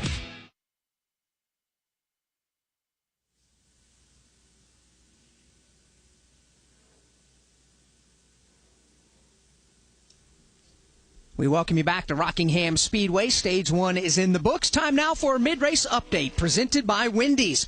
The Wendy's $5 Biggie Bag is the best deal in fast food for a lot of reasons. Some include a junior bacon cheeseburger, 4-piece nugs, junior fries, and a small soft drink. For the best deal of all time, gotta be Wendy's. Lane Riggs was the Stage 1 winner just a couple of laps ago, but following pit stops, Caden Honeycutt is now the new race leader as we get set to begin Stage number 2. over Grant Enfinger, Lane Riggs, Parker Kligerman, and Chandler Smith. Then it's Ty Majeski, Jake Garcia, who led 43 laps early on in this event, running in 7th. Gio Ruggiero is 8th. Connor Mosack is 9th. And Rajah Caruth right now the top 10. Did not give the Matt Crafton name in the top 10. Reason being, he came to a stop out on the racetrack. Chris Wilner, what's the story with Matt Crafton? They're having an issue with the battery switch inside the race truck. They feel like it's grounding out, and so Matt Crafton lost power. He was able to kind of toggle the switch, get the truck refired, and they now brought it back down pit road. He sits in his pit box now as the crew's going to have to go in the cockpit. They've got a fresh battery sitting on the wall as well, but this is just troublesome time on pit road for Matt Crafton. They even have a leaf blower in the cockpit window blowing some fresh air. I don't know if they feel like there's some moisture inside the truck, but it's definitely a loose battery switch for this ThorSport Racing Ford F-150, and they continue to try to address it, but trying to fix the battery switch takes a little bit of time and costly time here on pit road. Tough moment right now for ThorSport Racing with a couple of their former champions talking about Matt Crafton on the pit lane. He is still in his pit box rectifying, or at least trying to rectify the issue.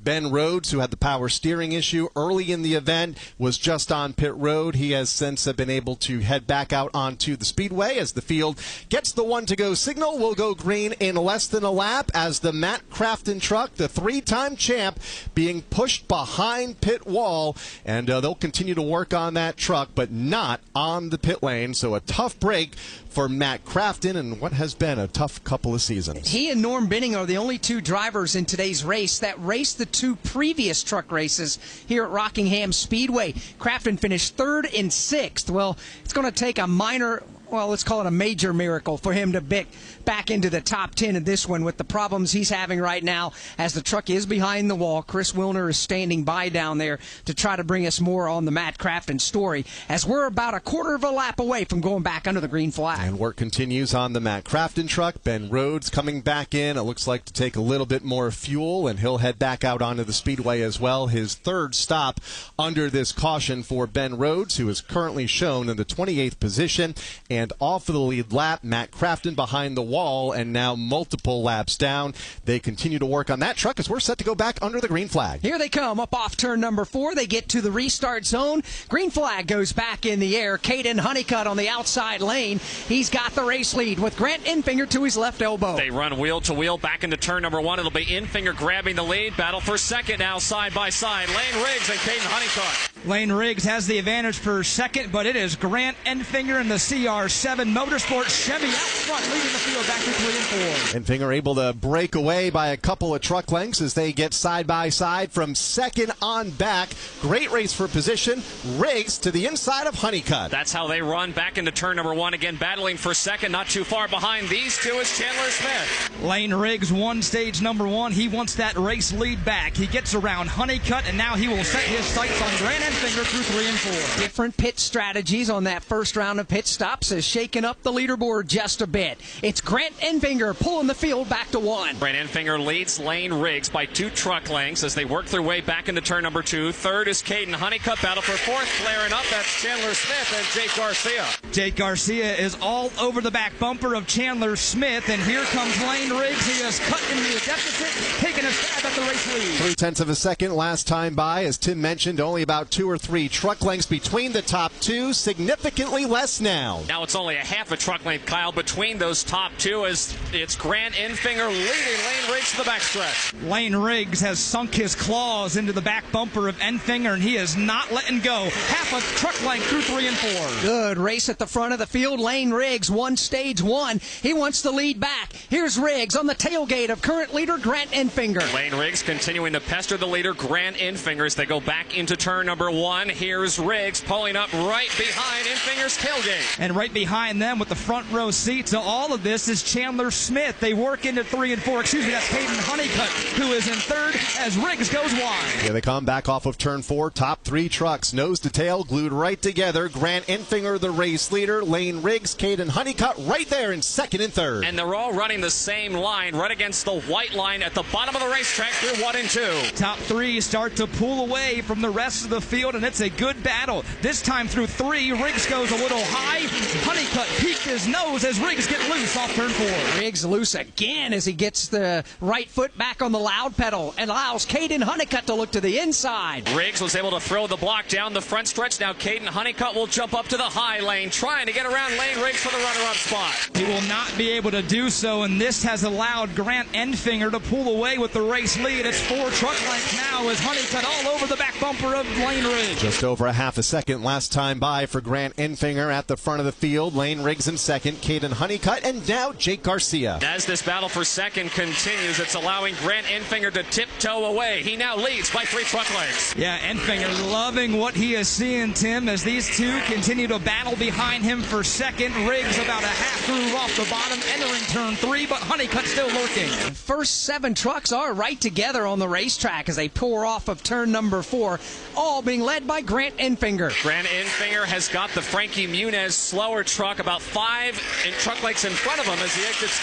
2. He starts to close the gap on Muniz as they work down the back straightaway. This is going to get interesting. Enfinger's going to have to go high. He will do so successfully around Muniz. Muniz goes to the bottom of the racetrack. Race leaders go to the top side. Top 5 now able to clear him as he'll go another lap down. Everybody else trailing Grant Enfinger. Grant Enfinger the leader by 1 truck length over Lane Riggs, Caden Honeycutt, Jake Garcia, and Chandler Smith, the top 5. Yeah, that lap traffic machine a lap ago allowed Lane Riggs to close right back into the back bumper. Meanwhile, farther back, Garcia to the inside of Honeycutt, but slips up. Garcia, big wiggle in turn number 4, leaves the bottom wide open. It's going to be Chandler Smith on the move to his inside. This is the battle for 4th, headed back to turn number 1. Chandler Smith has the advantage on the inside of the racetrack, but here's Garcia pulling ahead off the corner. The pole sitter in this one now trying to hold on to 4th after a mistake a lap ago. He opens that advantage up by a truck length and will try to reel in Caden Honeycutt. And Garcia beginning to lose touch with the top 3 right now, running in 4th. Enfinger, Riggs, and Honeycutt able to break away at the front. Those top 3 have pulled away from the 4th place truck of Jake Garcia by about 5 truck lengths. Yeah, and they continue to bunch back up with Ben Rhodes dead ahead. And it's Grant Enfinger who continues to lead the way over Lane Riggs. It looks like Jake Garcia, if you're a kid on your bicycle and you get going too fast, we get what we call the speed wobble. Looks like what he gets coming up off of turn number 4, where he's really sawing back and forth on the steering wheel, trying to keep control of the truck. But for the moment, Kyle, he's been doing a nice job of hanging on to it and inside the top 5. Running in the top 5 right now as they make their way up the back straightaway and moving around a driver that was in the top 5 in the early laps of this event, Ben Rhodes. But we have well documented his issues. He'll fall another lap down. Grant Enfinger, Lane Riggs, 1 and 2, back in 1. Here's Lane Riggs now taking a look to the outside of Grant Enfinger, challenging for the top spot. He went a groove higher through 1 and 2, and he is going to ride that momentum all the way down the backstretch. He is right there all over the back bumper. Here they come on the bottom of the racetrack up off of turn number 4.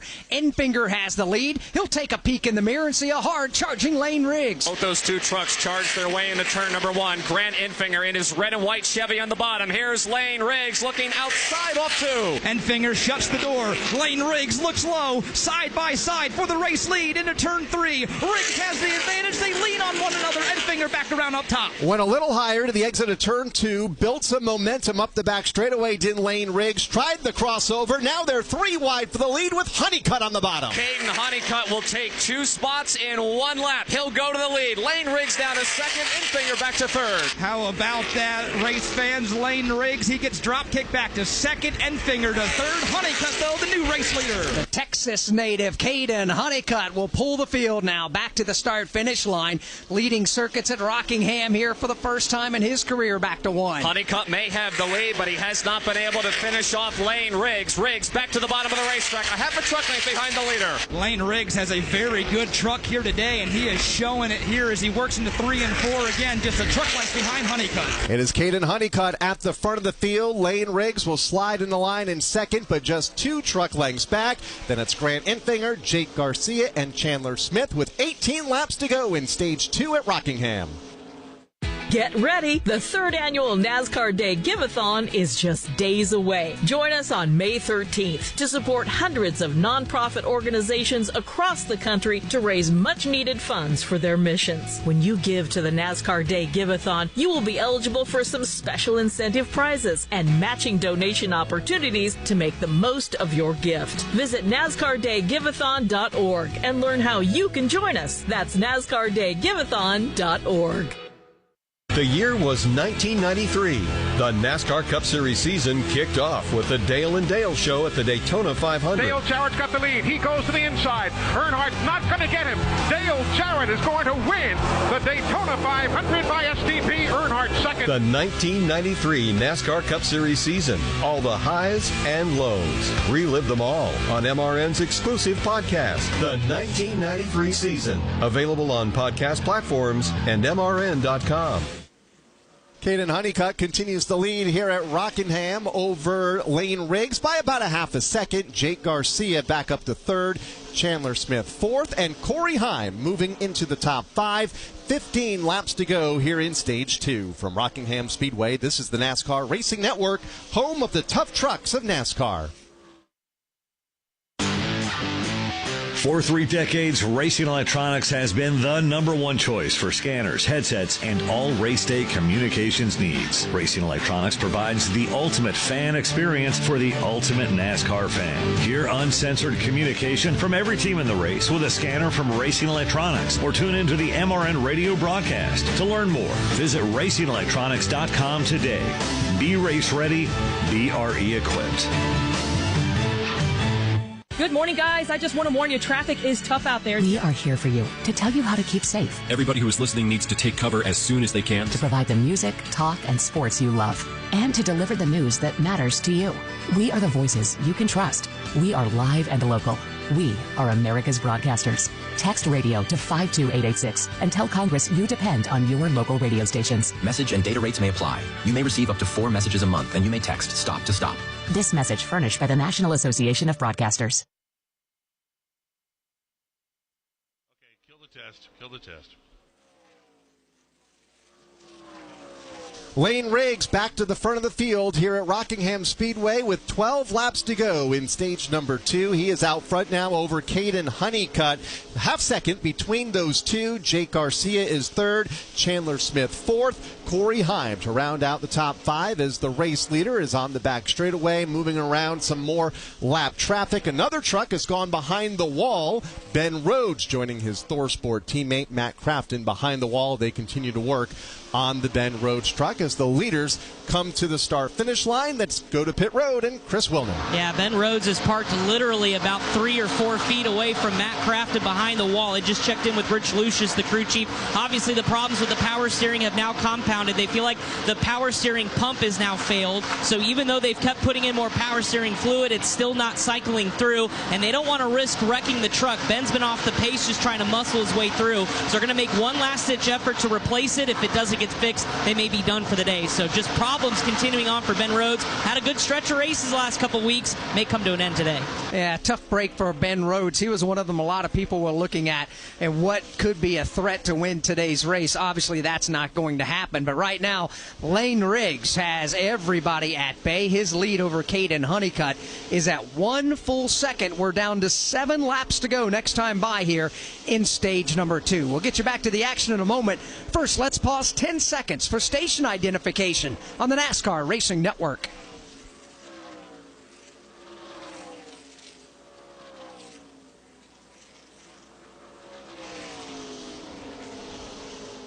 NASCAR Racing Network live at Rockingham Speedway. It's the Black's Tire 200 for the NASCAR Craftsman Truck Series. My name is Alex Hayden. Kyle Rickey joins me high atop the start-finish line. Tim Catalfamo out in turns 1 and 2.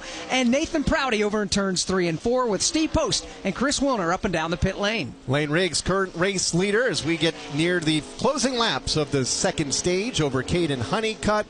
1.2 seconds between the top 2. Jake Garcia runs 3rd, Chandler Smith 4th, Corey Heim 5th. Then it's Ty Majeski, Grant Enfinger, Gio Ruggiero, Parker Kligerman, and Connor Mosack. Here comes Lane Riggs, the race leader, now exiting turn number 4. flexing muscle towards the end of stage number 1. We've got 5 laps to go in stage 2 as he goes to 1. Lane Riggs continuing to pull ahead in the lead right now. He leads Caden Honeycutt by 10 truck lengths. The battle for 4th, though, heating up on the backstretch. Yeah, it is. Lane Riggs all the way up front, though. He is checking out, but you mentioned it, Tim. The battle for 4th, that's between Chandler Smith and Corey Heim. Just a couple of truck lengths between those two as they come back off of turn number 4. Chandler Smith has position number 4. Corey Heim closing in from 5th. They go back to turn number 1. 1 truck length separating these two in the battle for 4th. Chandler Smith and Corey Heim nose to tail off 2. Corey Heim, he had to start this one a little bit farther back than he usually is at the beginning of the race, and he looks to the outside now of Chandler Smith through 3 and 4. Down to 3 laps to go. Stage number 2. Riggs the leader by a second. Honeycutt second. Garcia third, and in that battle for 4th. They work their way again back to turn number 1. We're talking about this battle for 4th between Chandler Smith and Corey Heim. They remain nose to tail.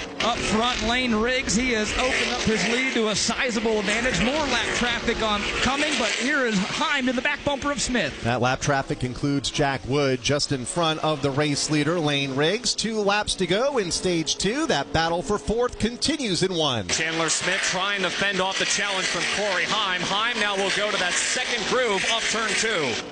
Yeah, he will as they head down now the back straightaway. Corey Heim falls off just a tad bit. It's Smith with about a 2 truck length advantage. Meanwhile, race leader Lane Riggs flashes by the start-finish line. Jack Wood dead ahead. We begin the final lap of the stage. Lane Riggs in cruise mode right now. He works to the back bumper of Jack Wood, leading Caden Honeycutt by 15 truck lengths. Lane Riggs down the back straightaway. Jack Wood dead ahead. He's trying to break out the brooms and sweep the stages. Here's Lane Riggs through 3 and 4. Jack Wood, meanwhile, trying to stay on the lead lap as they come off of turn number 4. Green and white checkered flag waving from the starter stand. And Lane Riggs will win stage number 2 here this afternoon at the Rockingham Speedway and will sweep the stages, winning the first 2 stages of his career. Caden Honeycutt will finish in 2nd, Jake Garcia 3rd, Chandler Smith 4th, Corey Heim to round out the top 5. Then it's Ty Majeski, Grant Infinger, Gio Ruggiero, Parker Kligerman, and Tanner Gray, the top 10. There will always be more leaves, weeds, and yard debris. And when they show up, tackle yard cleanup with the Craftsman V20 Brushless RP Outdoor lineup. Delivering more runtime and better performance, the Craftsman V20 Brushless RP lineup of outdoor products will help you cut, trim, and blow through whatever your yard throws at you. Your grass, no problem. Overgrown hedges, not anymore. A neighbor who won't stop distracting you with weather talk? Well, you're on your own there. But for everything else, head to Craftsman.com. Craftsman, build on. See Craftsman.com for details. We are the voice of NASCAR. The green flag is in the air, and we are underway. The Great American Race. The Motor Racing Network. NASCAR Cup, Xfinity, and Craftsman Truck Series Racing live on your hometown radio station and MRN or NASCAR.com. Martinsville, Talladega, the Chicago Street Course. We have the side-by-side action and last lap passes for the win. Photo finishes. Ryan Blaney will win. The voice of NASCAR, the Motor Racing Network. Field continues under the caution for the 3rd time here this afternoon and the 2nd time for a stage break. Lane Riggs winning both of the opening stages here this afternoon. Pit stops are coming up next. From Rockingham Speedway, this is the NASCAR Racing Network, home of the tough trucks of NASCAR. This is Kyle Larson. I'm David Grau. Hi, I'm Donnie Shaw. This is Brian Brown. This is Danny Dietrich. Wing Nation is your go-to destination for all the latest sprint car news and interviews from the stars of sprint car racing from around the country. This is Steve Post. Aaron Evernham, Ashley Strummy, and I will have all the latest news, insights, and conversations on Wing Nation's YouTube or Facebook pages, or listen and download and subscribe to Wing Nation on any podcast platform. Wing Nation. Wing Nation. Wing Nation. Wing Nation. Wing Nation. All sprint cars, all the time. Do you have an unused car, truck, motorcycle, boat, or RV taking up space? Put it to good use by donating it to the NASCAR Foundation. Proceeds help fund medical resources for children in our racing community. Your wheels can heal. Call 844-NASCAR-9 and we'll come tow away your vehicle for free. The process is quick and your gift is tax deductible. Call 844-NASCAR-9 to donate your vehicle to the NASCAR Foundation today. Your donation will help our children survive and thrive.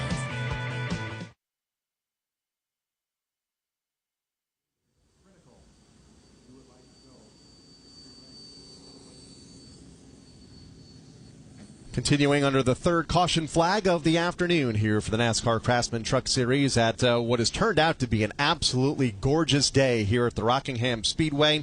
79 degrees, mostly sunny skies, just a couple of puffy clouds above us. And Alex Hayden, we talked about it earlier, a fantastic crowd here this afternoon on a Friday afternoon. It's so great to see so many race fans back filling the grandstands at Rockingham Speedway.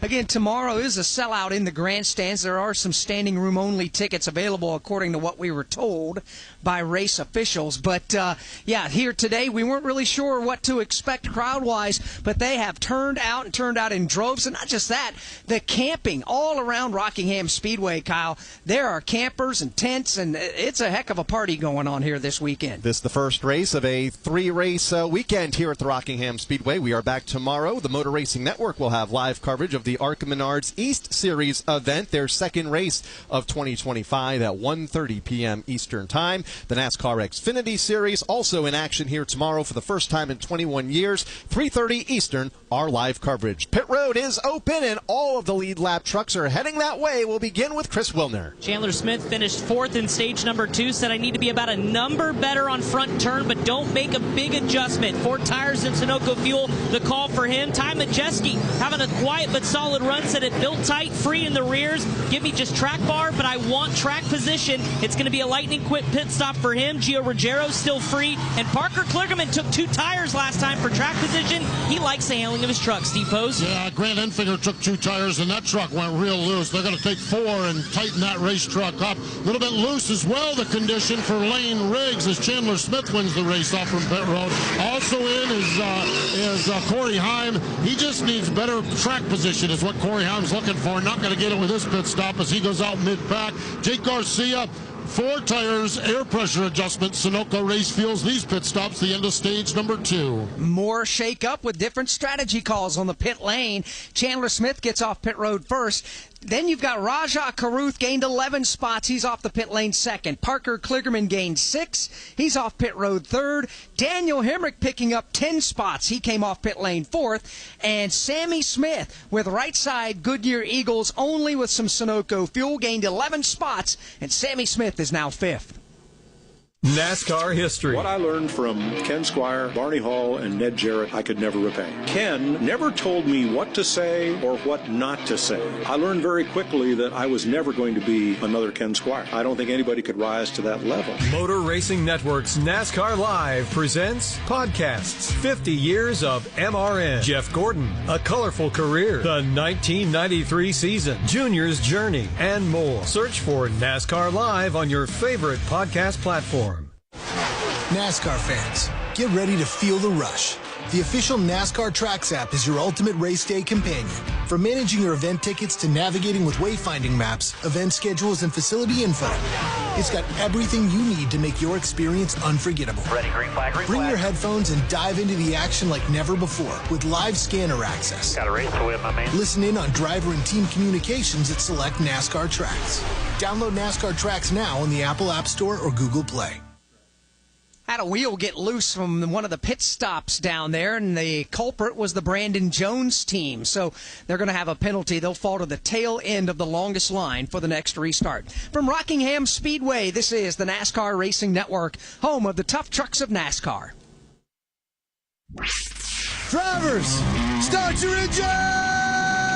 NASCAR Xfinity Series races here. Green flag is in the air, and they're playing bumper cars already as they race off in turn 1 by a fender. It's Cole Custer. All the exciting play-by-play and lap-by-lap action. Austin Hill to the bottom. He'll go to second. Big block from top to bottom by Jeffy Lowe. The voice of NASCAR, the Motor Racing Network. Shane Van Gisbergen up the front stretch. The New Zealander wins at Portland International Raceway. Inspiring story. Dale Earnhardt Jr. comes back to the Daytona International Speedway. He will win the Pepsi 400. I'm just a pilot, man. You know, I just want everybody to be happy. I want to do good, and hopefully all of my dad's fans enjoyed this. This is for all them. Motor Racing Network's NASCAR Live presents podcasts Junior's Journey, Jeff Gordon, A Colorful Career, 50 Years of MRN, the 1993 season, The Road to Royalty, and more. Search for NASCAR Live on your favorite podcast platform.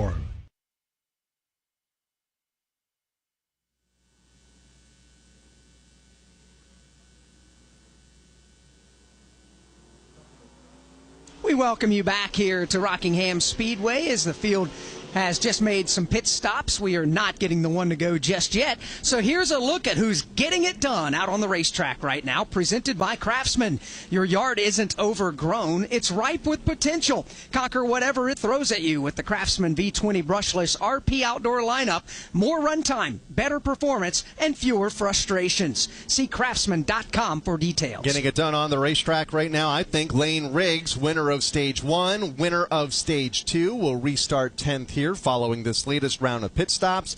Also getting it done, I like Rajah Caruth. First time we have really talked about him. Gained a bunch of positions on pit road a few laps ago. Will restart in second. Daniel Hemrick will restart in the 4th spot, race winner just a couple of weeks ago. And we really haven't mentioned much about Daniel here this afternoon, so it'll be interesting to see how these strategies play out. But they're getting it done. Nobody getting it done more so than Lane Riggs so far in the first half of this event, closing in on the halfway mark just a couple of laps from now. When it comes to checkered flags for Lane Riggs, he likes to do things back-to-back, if you will. His first 2 career wins in the Craftsman Truck Series last year came back-to-back weeks. Here, his first ever stage win in the Truck Series was Stage 1. Well, he's gone back-to-back with the green and white checkered flags now, as his first 2 have gone back-to-back here at Rockingham. Field gets the one-to-go signal. They'll double up now in their rows of 2 at the choose cone here on the front straightaway. Let's talk about Lane Riggs for a moment. Would like nothing more than to win this race here today. After winning 2 late last season, right after missing the playoffs. He's in playoff contention right now, top 10 in points, but would like to no doubt get a regular season win. I agree 100%. I think a lot of it's got to do with just simply learning how to race at this level. There's a lot that comes with it. Yes, the races are longer than a late model stock race wherever you may run at your local short track. These aren't 50, 75, 100 lap races on a 3/8 mile short track. You've got to learn how to pace, and you've got to learn how to save tires throughout a full run. And Lane Riggs has done a masterful job of learning the craft of racing here in the NASCAR Craftsman Truck Series. We'll restart in the second half of the top 10 as the field is in turn number 4. Chandler Smith to the outside, Rajah Caruth to the bottom. Here they come with 101 laps to go here in the Black's Tire 200 at Rockingham Speedway for the NASCAR Craftsman Truck Series. Slow pace off of turn number 4. Now they're on the throttle as they go to turn 1 with Chandler Smith out front. Everybody going through the gearbox through turn number 1. Rajah Caruth and Chandler Smith continue to remain cheek to cheek for the race lead. They will drag race down the back straightaway. Chandler Smith has the advantage. They will stay side by side through 3 and 4 with Smith up top. And Rajah Caruth digging hard in his red, white, and blue Chevrolet Silverado at the bottom of the racetrack. Still wheel to wheel for the top spot. Parker Kligerman has thoughts of 3 wide. Parker Kligerman trying to get to the inside of Rajah Caruth. Now Rajah walks up the racetrack, give the lead to Chandler Smith. Here's Kligerman for second. Chandler Smith escapes the race lead. They go 2 by 2, and now Chance at 3 wide, but they tuck back in line side by side for second between Kligerman and Caruth. Rajah Caruth in the outside lane builds that momentum and keeps the second spot. They are 3 wide just outside of the top 5. Corey Heim right to the bottom of the speedway with Lane Riggs in the middle. It is on into turn number 1. One truck almost in the outside wall. That was Connor Mosak in the thick of this traffic. And Chandler Smith up front. He is starting to wave goodbye to the rest of the field. The battle for second has steadied out. It's Caruth as they fan out all over the track farther back. Caruth is second, but he is under attack right now, courtesy of Daniel Hemrick. Hemrick will flash by and pick up that spot. Caruth will snap it back in line right in front of 4th place running Parker Kligerman. Chris Wilner, Parker, and that team doing some strategy calls today. They really are, Alex, and it all comes from Chris Carrier atop the box. Parker Kligerman in the last couple of runs says, I just need clean air. Well, they did it. Stage 1, they put 2 right side tires on. In stage 2 at the end, they put 2 left side tires. So alternate tire strategy has led Parker Kligerman from 22nd to the front of the field in the top 5, and he likes the handling of his race truck. The question is, how far can he go? Because those right side tires are awfully worn, and they're going to have to make one more pit stop. But they told him to hang on. But Parker Kligerman, Connor Mosak, and several others on alternate tire strategies, and so far it's paying off. A lot of trucks out there bouncing off each other as we keep an eye on Parker Kligerman. He is under fire from Caden Honeycutt for that 4th spot. spot. Here they go into turn number 2. Parker Kligerman, 1 truck length in front of Honeycutt. He continues to hold on to that 4th spot, but up front, everybody is still chasing Chandler Smith. 3 wide behind him. It's a mess here in 3 and 4. 1 truck further back, Dawson Sutton well off the pace. He had a bit of an issue up in turns 1 and 2 just a couple of laps ago. He's way up the track in turns 3 and 4. He was a bit of a chicane out there, Kyle, with everybody mid-pack, but kudos to everyone for avoiding that slower truck. They were going to his outside, they were going to his inside. In a couple of moments, we thought there were going to be some trucks into the outside wall, but everybody is okay as Sutton is still slow off of turn number 2 and up the back straightaway as race leader Chandler Smith has been able to break away by nearly a full second over Daniel Hemrick, who has the 2nd spot. In 3rd is Rajah Caruth, racing hot and heavy from 4th on back, led by Parker Kligerman. Yeah, Kligerman, 2-tire stop. That last pit stop under the gun now from Honeycutt. They will go wheel to wheel. Honeycutt a big pickup in 3 and 4. Oh, that was a close moment for Caden Honeycutt. Lost the nose of his truck. He'll give up 3 positions. This knot of trucks goes back to 1. Honeycutt sliding backwards as Parker Kligerman was able to take advantage. Now Kligerman under attack from Lane Riggs up 2. Lane Riggs, good progress here on the restart. He looked high, he looked low, now goes back in line behind Kligerman. He goes wide in turn 3. Dawson Sutton on the pit lane a moment ago. Let's get an update from his pit stall with Chris. He had a flat right side tire. Not sure if it was the right rear or the right front. A little bit of contact there early. You guys mentioned how slow he was. They just changed right side tires only. Put fuel in it. Was the call for one truck hard on the outside wall. It's Ty Majeski. He backs his Ford F-150 hard into the wall in the corner. He was underneath of someone, got loose, and rear ends his F-150 into the outside wall. He has shrunk the back end of that Ford up by a good 3 feet right at the bottom of the racetrack. Snapped around on him, backs it into the safer barrier, puts us under the caution flag for the 4th time today. Hey, I hear you think podcasts are all about true crime, huh? Well, wise guy, the iHeartRadio app's got all kinds of podcasts. We got stuff you should know and stuff they don't want you to know. We got Bobby Bones, Big Boy, and Lou Later. We got SpongeBob Binge Pants and Exotic Erotic Story Time. We got Doughboys, Two Dudes in the Kitchen, Green Eggs and Dan. Hey, we got Elf Quest. We got podcasts for everything on the iHeartRadio app for free. If you don't download that, well, that's not just a true crime, my friend. That's criminal. Don't miss a moment of the NASCAR season. Chastain drove it and never lifted. Put it against the safer barrier and all the way around the turn. Passes Denny Hamlin. Check out the Motor Racing Network's coverage of the NASCAR Craftsman Truck Series, the NASCAR Xfinity Series, and the NASCAR Cup Series on hundreds of local radio stations around the country. Find your local station by going to mrn.com to catch the excitement of NASCAR on the Motor Racing Network, the voice of NASCAR. With 90 laps to go, Chandler Smith is the race leader. We worked the caution flag for the 4th time, this time for a crash in turns 1 and 2 involving Ty Majeski. We'll follow up with him in a moment. From Rockingham Speedway, this is the NASCAR Racing Network, home of the tough trucks of NASCAR. Feel like you're in the driver's seat and never miss a second of the race action with Racing Electronics. Racing Electronics scanners allow you to listen in on uncensored audio from your favorite drivers, spotters, and crews the entire race. Hear team strategy with critical passes, dangerously close calls, and all the pit stop drama. To learn more, visit them at racingelectronics.com. Be race ready. Be RE equipped. Hi, I'm Ryan Blaney, a third-generation race car driver, and I dedicate a lot of my time going fast. But when my grandpa was diagnosed with Alzheimer's, it was a very unexpected bump in the road for us. It's important to notice if older family members are acting differently or having trouble with routine tasks. Early detection of Alzheimer's can give your family time to explore support services and access available treatments. If you or your family are noticing changes, it could be Alzheimer's. Talk about seeing a doctor together. Visit alz.org/time to talk. A message from the Alzheimer's Association and the Ad Council.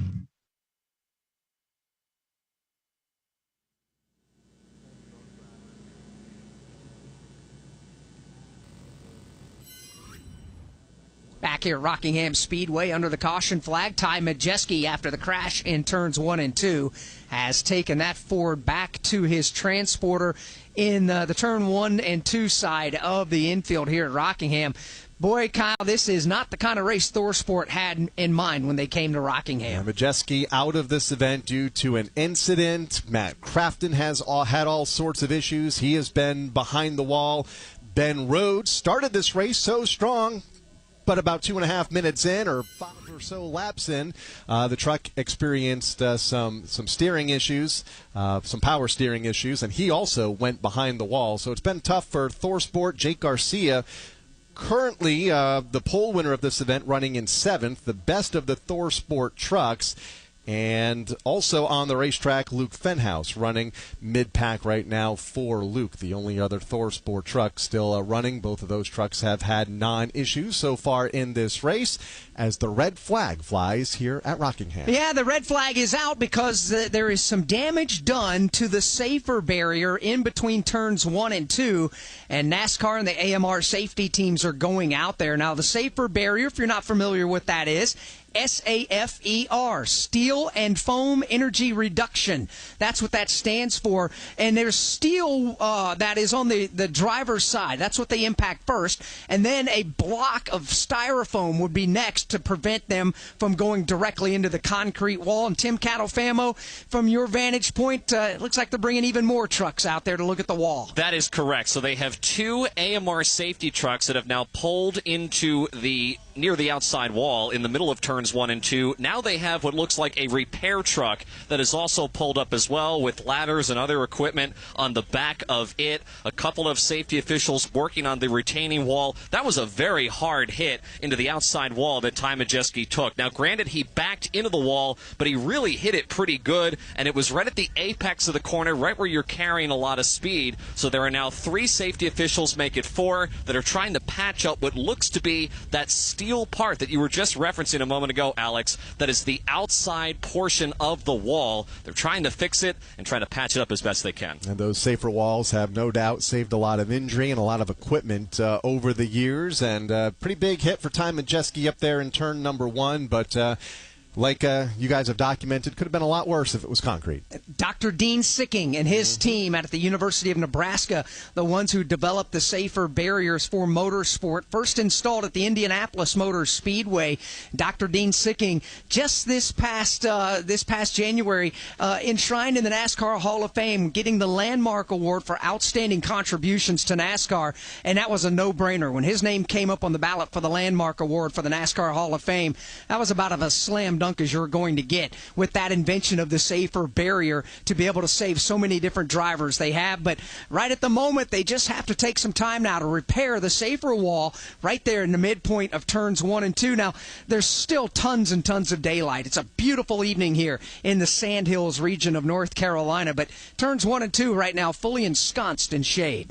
It is indeed, as the trucks sit on the back straightaway under caution for the 4th time in this event, under the red flag, and some safety workers on the back straightaway handing out some bottles of water to the drivers that remain idle on the back stretch. A lot of racing coming up here for the NASCAR Craftsman Truck Series on the NASCAR Racing Network on May 2nd. The series will return a couple of weeks' time at the Texas Motor Speedway. A busy month of May, 5 races in 5 weekends. May 10th, we'll have the Truck Series event at the Kansas Speedway. May 17th, part of NASCAR All-Star Weekend at the North Wilkesboro Speedway. May 23rd, Charlotte Motor Speedway, and then on May 30th to wrap up the month at the Nashville Superspeedway. So a lot of action coming up here for the NASCAR Craftsman Truck Series as they enter the second half of their regular season.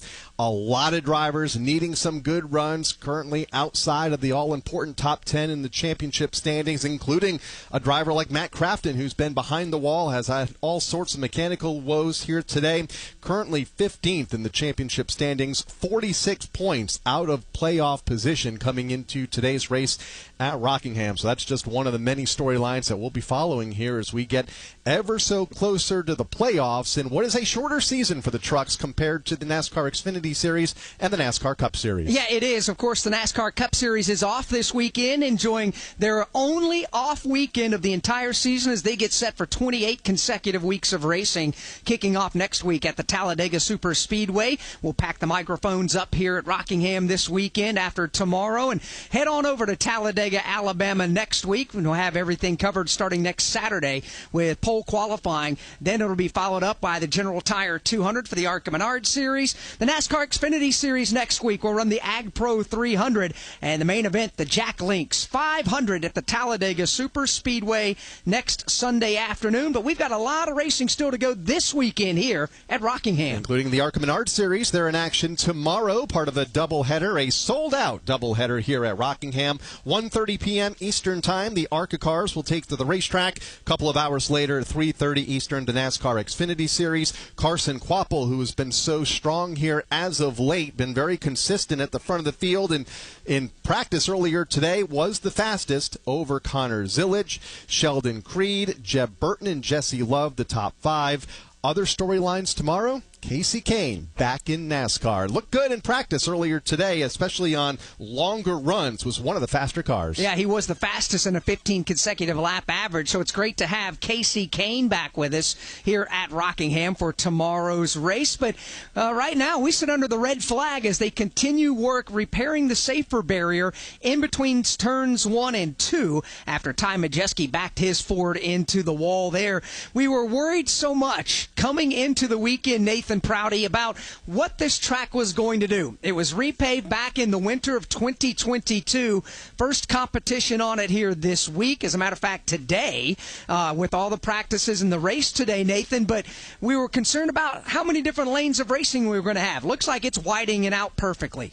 Yeah, it absolutely has, Alex Hayden. And the drivers, too, in the garage, as we were walking through this morning, they were a little concerned with maybe the groove staying to the bottom of the racetrack and not really having the option to move up the track and off that white line. But we have seen some 3-wide racing at times here, especially on restarts. We've even seen 4-wide. I don't know if the drivers really like to see 4-wide, but we have seen the groove really expand over here in 3 and 4, and I think we're going to see much of the same today as this one concludes, and maybe even tomorrow for the NASCAR Xfinity Series. A lot of that 3 and 4 wide racing has come in the laps following the restarts here this afternoon. It has gotten close, and in a couple of times we've seen some incidents up there in turns 3 and 4.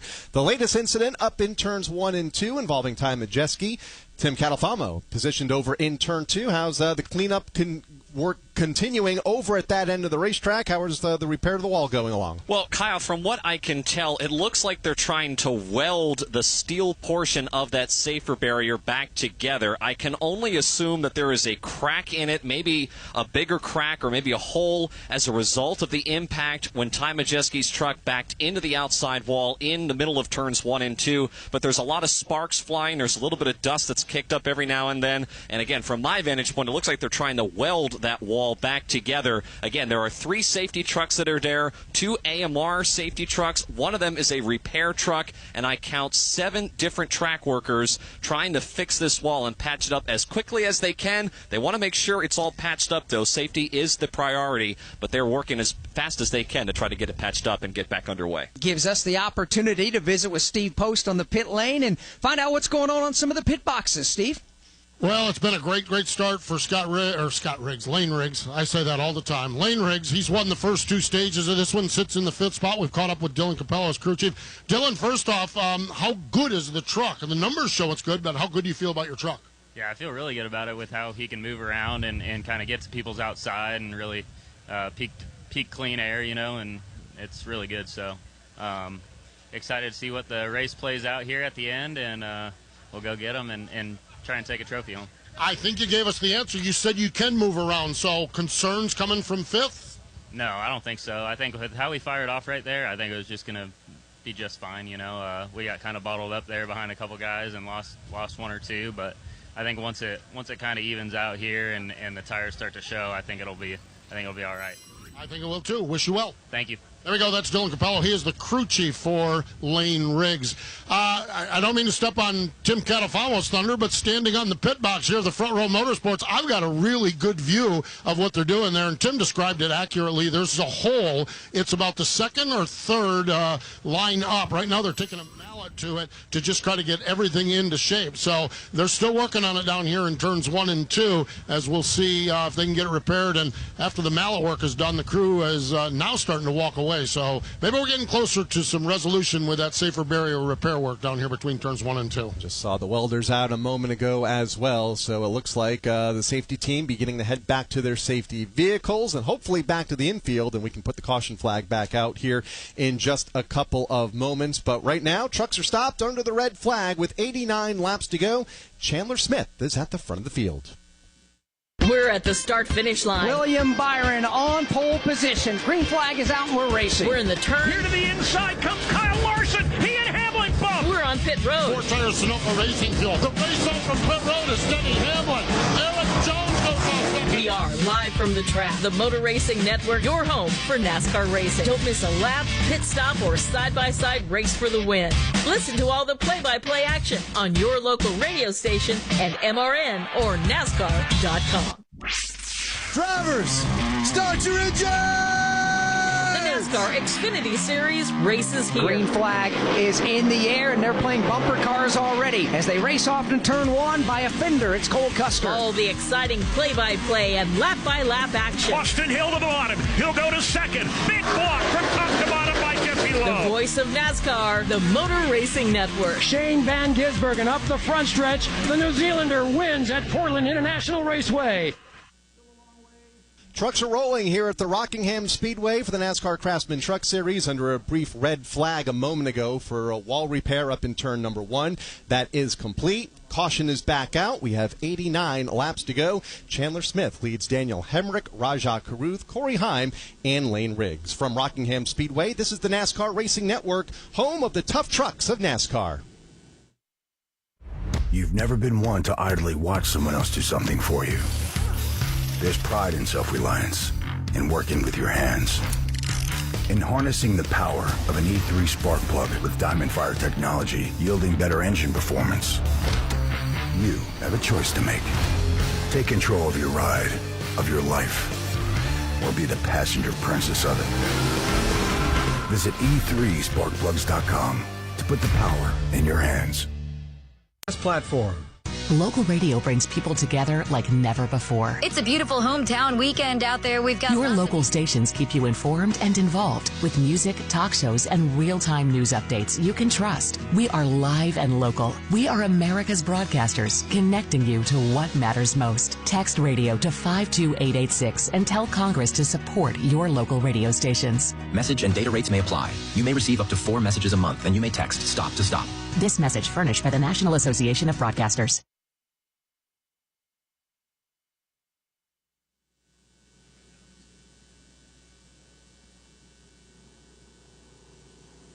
We welcome you back to Rockingham Speedway. Red flag has been lifted. We're back under the caution flag.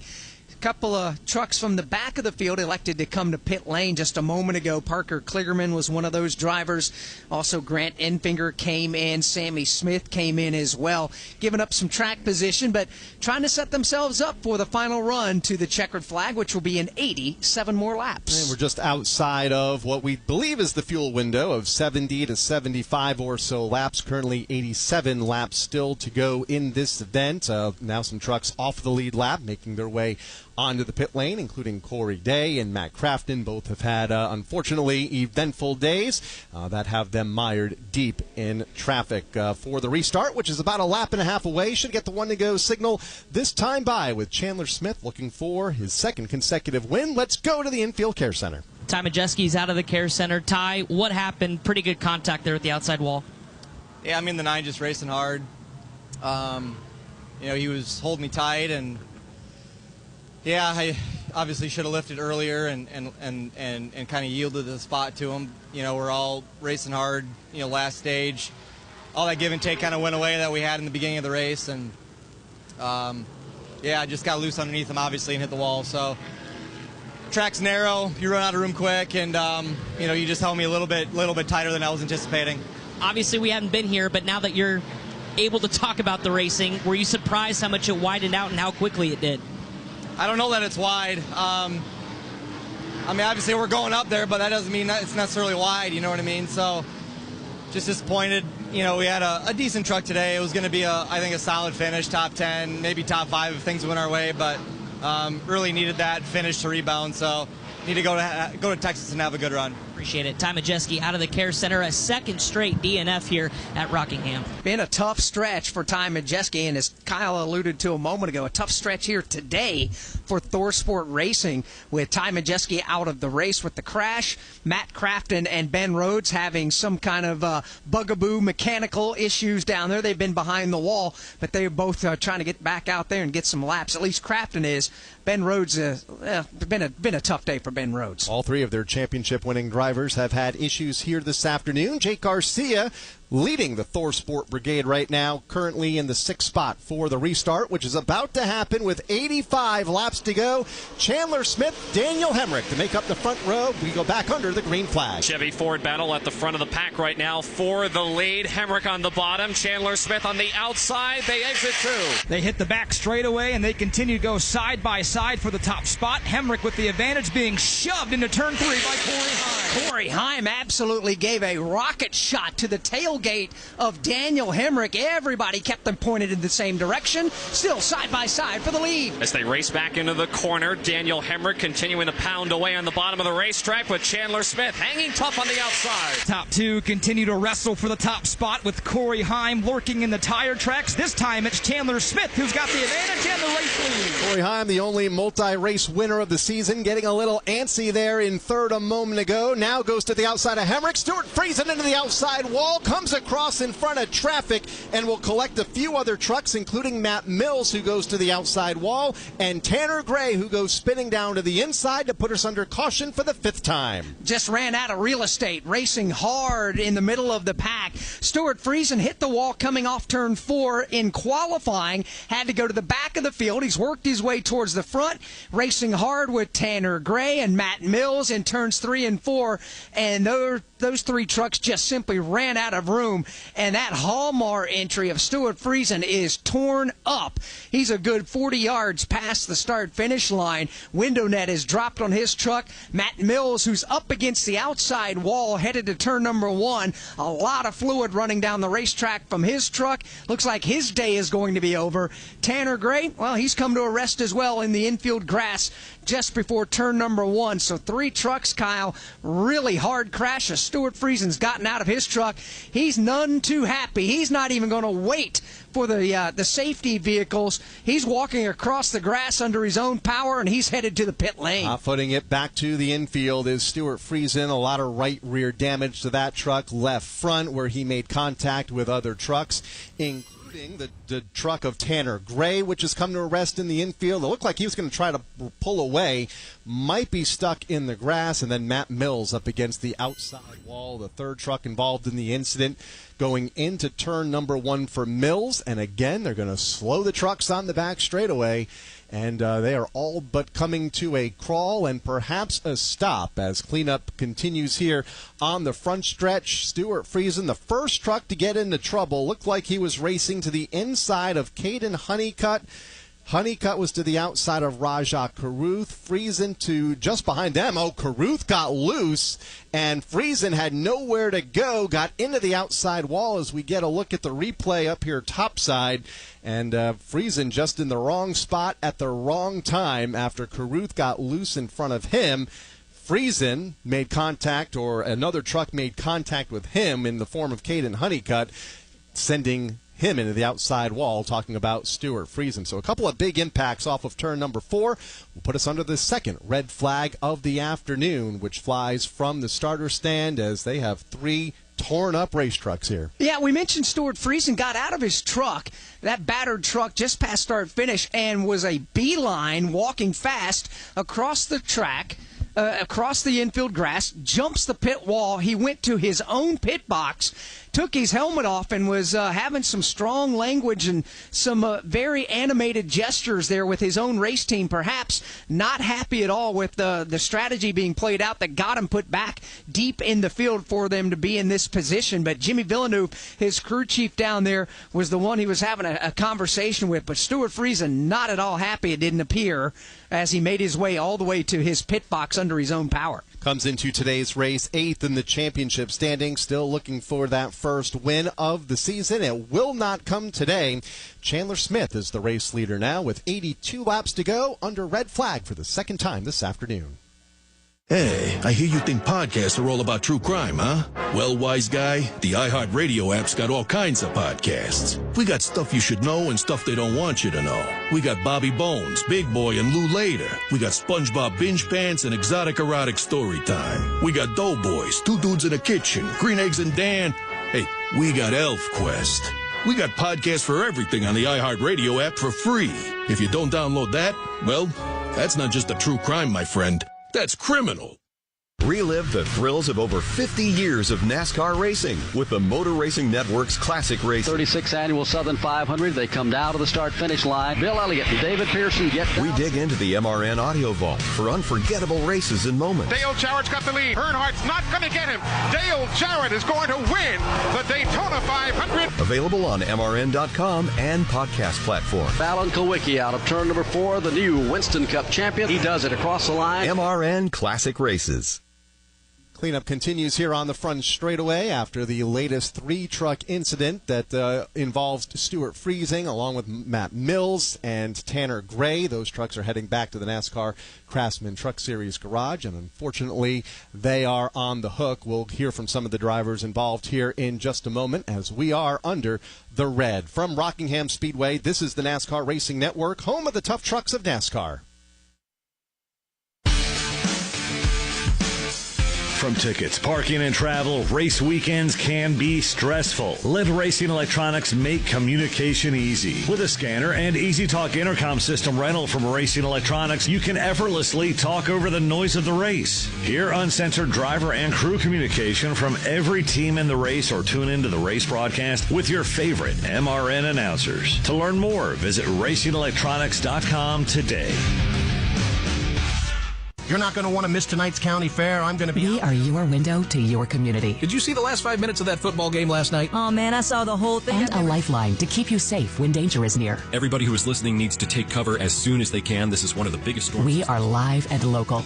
We are America's broadcasters. Text radio to 52886 and tell Congress you depend on your local radio stations. Message and data rates may apply. You may receive up to 4 messages a month, and you may text STOP to STOP.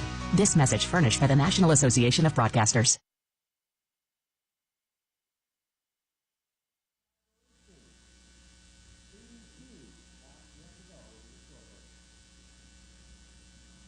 .82 laps to go here at Rockingham Speedway. Red flag has been lifted. We are back under the caution flag as the trucks begin to roll in turn number 3.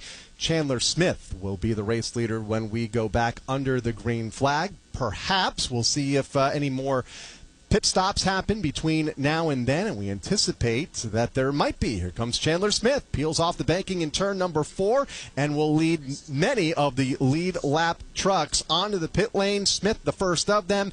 Daniel Hemrick is among them as well. Jake Garcia, that is. Rajah Caruth. Several lead lap trucks. In fact, most of them making their way down pit road. Steve Post is down there as well, and we'll have full coverage of these stops here with 81 laps to go. They are about 5 or 6 laps short on the fuel, and most of the drivers are coming in right now, and they are going to get them chock full of Sunoco racing fuel. I think some of them might take 2 tires, but right now it's just fuel only. There goes Daniel Hemrick out. He's going to be the first one off from pit road with Caden Honeycutt. So this is a fuel gamble right now. I noticed one that did not come in was Corey Heim. Scott Zippadelli, his number on the fuel was a little bit less than that 75 when I talked to him, so they feel like maybe that Toyota's drinking a little bit more fuel. So we've got a good old-fashioned Rockingham fuel battle here, and we'll see whether any of these teams can stretch it to the end. We heard 70 to 75, and you know you can maybe manage it and massage that throttle just a little bit and get a few extra laps, and that's what the crew chiefs are warning and beckoning their drivers to do now. Well, Chief Starter Rich Keeter has the caution flag high above his head as the field will come by. We will not get the one to go. The drivers who are 1 or more laps down now will have the opportunity to come to pit lane. Gives us a chance to look at who's getting it done out on the racetrack right now. Presented by Craftsman. Your yard isn't overgrown. It's ripe with potential. conquer whatever it throws at you with the Craftsman V20 brushless RP outdoor lineup. More runtime, better performance, and fewer frustrations. See Craftsman.com for details. Corey Heim's getting it done right now at the front of the field. That truck looks strong under the brief green flag run we had prior to this caution flag. Was coming to the front of the field and will lead the field back to the green flag, although he did not pit a couple laps ago. Gio Ruggiero looks good as well. Needs a good run. Currently outside of the top 10 in the championship standings, and that means he's also out of the top 10 of playoff contention. Wants a good run. Had started the season so strong in Daytona with the top 5 and trying to get back on track today. Looking good right now. In position number 2 is Gio Ruggiero. So pit stops wrapping up with those drivers that are looking pretty good. There's been some drivers that have had their challenges here today. We mentioned Ben Rhodes out of the race after running 5th, having power steering problems. Matt Crafton, his teammate, is 41 laps down in 30th. He's still chugging along out there is Matt Crafton. He, too, has had some electrical issues today. He's a driver that's had some problems. And Tony Breidinger, well, I saw a lot of Tony Breidinger T-shirts out in the grandstands earlier today. She's had her struggles today. She is 2 laps down back in the 21st spot. Tony still trying to figure out how to maneuver these big, heavy NASCAR Craftsman Truck Series machines, and this is her first full-time season here, searching for her first top 20 finish of the season. And only one top 15 finish in her career. That came a couple of years ago, and I believe her first ever series start at the Kansas Speedway, finishing 15th on that afternoon, has found some success in the ARCA Menard Series, moving up and into the NASCAR National Spotlight this season here in the Craftsman Truck. So right now, Tony Breidinger off the lead, lap running a couple laps down in position number 21. As the field is over in turn number 3, should be close to getting the 1-to-go signal here to wrap up this 5th caution flag of the afternoon. We've been under caution 32 of the race's 121 laps thus far. 79 laps to go, and we'll get the 1-to-go signal this time by. Yep, Rich Keeter has given us the 1-to-go at the start-finish line. As he was listening to you, he knew if Kyle said we need to get the 1-to-go, it's time to get this thing going again. Time for the drivers to choose what lane to restart in. First with the choice will be Corey Heim. He'll elect the outside lane. Gio Ruggiero, his Toyota teammate, will elect to go to the bottom side. So for the first time today, these two drivers have some clean air over the noses of their Tundras. And we're going to find out exactly what they can do with the clean air. But again, they did not pit here, so they're playing a bit of a different strategy card than everybody else. Along with Grant Enfinger, who will restart to the inside of row 2. And how about Tyler Ankrum battling back up through the field? Remember, it was lap 2 of this race. That truck was in the outside wall over in turn number 3. Had some damage, but kept rolling, lost a bunch of spots, fell outside of the top 25. Haven't heard much from Tyler, but using a little bit of strategy, moves up and into position number 4. Andres Perez de Laura moving into the 5th spot. First time he's been in the top 5 here this afternoon. Tyler Ankrum on a pretty good hot streak right now. 4 top 5 finishes over the last 5 races, with a 2nd place run on the short track at the Martinsville Speedway just a few short weeks ago. Pace Truck now leads the field through turns 3 and 4. Will make its way to pit lane. Eric Johnson, the Craftsman Truck Series Pace Truck driver, he'll go to pit road as we look for the restart. Green flag back up here off of turn 4. 77 laps to go, and Corey Heim will waste little time pulling away from the rest of the field. Corey Heim able to clear Gio Ruggiero for the lead into turn number 1. He'll lead by half a truck length off 2. Corey Heim opens up his lead to a full truck length. Now they are 3 wide behind them, just outside the top 5. They sort it all out entering turn 3. Yeah, they do. Daniel Hemrick was at the bottom of the track, slowed just a bit off turn number 2, gathered the truck back up. Everybody gets away unscathed back to 1. Corey Heim leads Gio Ruggiero now by 2 truck lengths into turn 2. Tyler Ankrum 3rd, Grant Enfinger and Chandler Smith the top 5. Corey Heim, he has had a great day here working through the field, and he has got the clean air on that red-white Toyota. Safe flight covers right back off turn 4. And beginning to tiptoe away at the front of the field is Corey Heim. Last time by 0.3 of a second.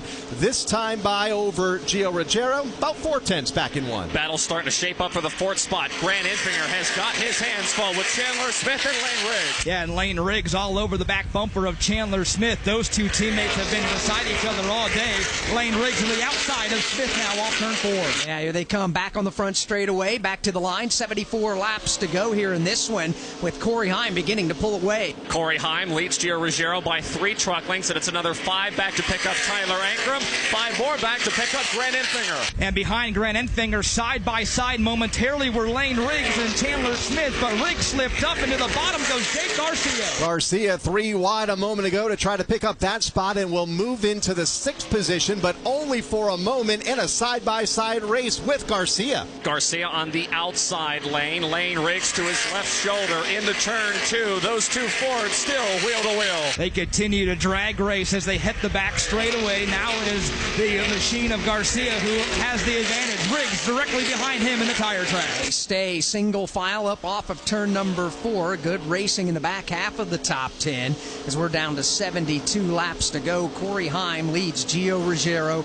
Tyler Ankrum is running 3rd. Grant Enfinger 4th. Chandler Smith rounds out the top 5. Rest of the top 10, Kyle, we'll see Jake Garcia 6th. Lane Riggs is 7th.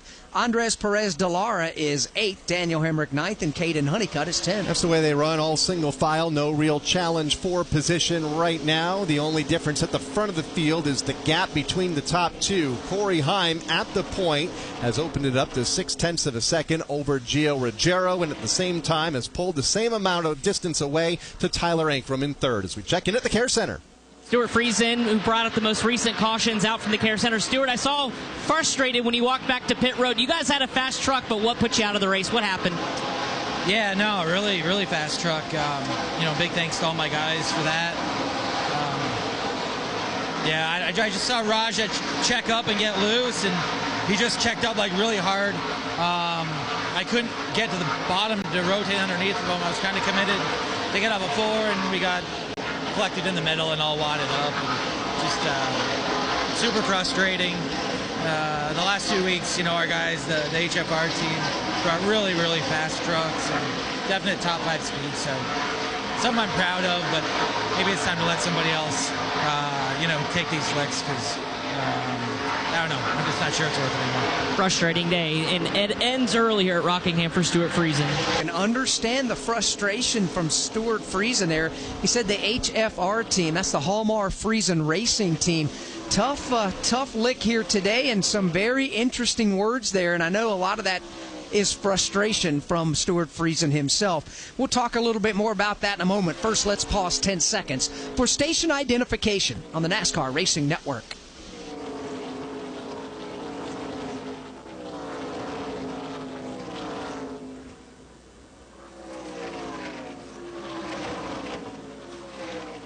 NASCAR Racing Network is live at Rockingham Speedway, the NASCAR Craftsman Truck Series, and a triumphant return here to the Rock, racing the Black's Tire 200. My name is Alex Hayden. Alongside is Kyle Rickey. Got Tim Cattle-Famo and Nathan Prouty out in the turn. Steve Post and Chris Wilner on the pit lane. And we have 66 laps to go here at the Rockingham Speedway. Corey Heim is the race leader over Gio Ruggiero, now 1 full second between the top 2. Tyler Ankrum is 3rd. Grant Enfinger 4th, Chandler Smith 5th. They are all separated by 5.3 seconds. The driver that won the opening stages, in fact, the first 2 stages of this race, Lane Riggs, currently in the 6th spot, 6 seconds back as we continue under the green flag. 65 laps to run, getting back to Stuart Friesen, a driver that has had so much success in the big block dirt modifieds. I know that's where his love has been for most of his career. Runs about 60 to 70 races a year up in the northeast corner of this country. It's been a tough couple of seasons for Stuart Friesen after running in the Championship 4 a couple of years ago. You can sense and can have sensed the frustration that has built the last couple of seasons. You can, and you know that there's frustration not only the way today went with a completely tore-up race truck, but also, to your point, it has not been a good stretch over the last year and a half or so. So frustration beginning to mount there, and his words there, if you're just joining us, saying that he's not sure that he's the one that needs to keep doing it from the driver's seat. But that's something that we'll certainly pay close attention to, and I think he's opened the door, and rightly so, for everybody to start asking a lot of different questions. Corey Heim, the race leader, now by 0.8 of a second. Ruggiero closing in just a bit. They're about to hit some lap traffic. Let's get more from Corey Heim's pit with Steve Post. Oh, Kyle, you've talked about the distance he has in the front. Scott Zipadelli, the crew chief, remember, they did not pit, and there's other teams that are in this fuel-saving mode to make it to the end. Scott Zipadelli's instructions to Corey Heim were simple. go faster than you have ever driven before here at Rockingham. We need to run everybody else out of tires and fuel. We need a bit of a longer run and then have everyone have to come back down and run everyone out of fuel and tires. So they are on full court press here in Corey Heim's truck as he tries to do a little different strategy there. He knows he has to pit, and they're trying to force everyone else to have to pit as well. Well, that's going to be the big question mark, is when and how is that going to take place? And Kyle, we've had a little bit of everything here today with the NASCAR Craftsman Truck Series' return to Rockingham. A lot of different pit strategies ongoing. Couple of lanes of racing out there. We've had some close calls, had a couple of crashes. There's been a lot happening today. And a lot of these pit strategies have come when those cautions fell. Had a couple of cautions after stage breaks that allowed these teams to kind of mix things up a bit. And right now it is Corey Heim at the front of the field. We told you it was a full second a couple of laps ago. It is down to 0.6 of a second. Gio Ruggiero closing in on Corey Heim as they are really having to thread through lap traffic. A half a lap ago up the backstretch, and now here on the front stretch back in turn one. Both Corey Heim and Gio Ruggiero so far have been able to navigate the lap traffic perfectly. They're separated by 6 truck lengths. Yeah, exactly, Tim. They continue to slice through this lap traffic like it's a hot knife to butter. Corey Heim opens up his lead again. It's 4 truck lengths through 3 and 4.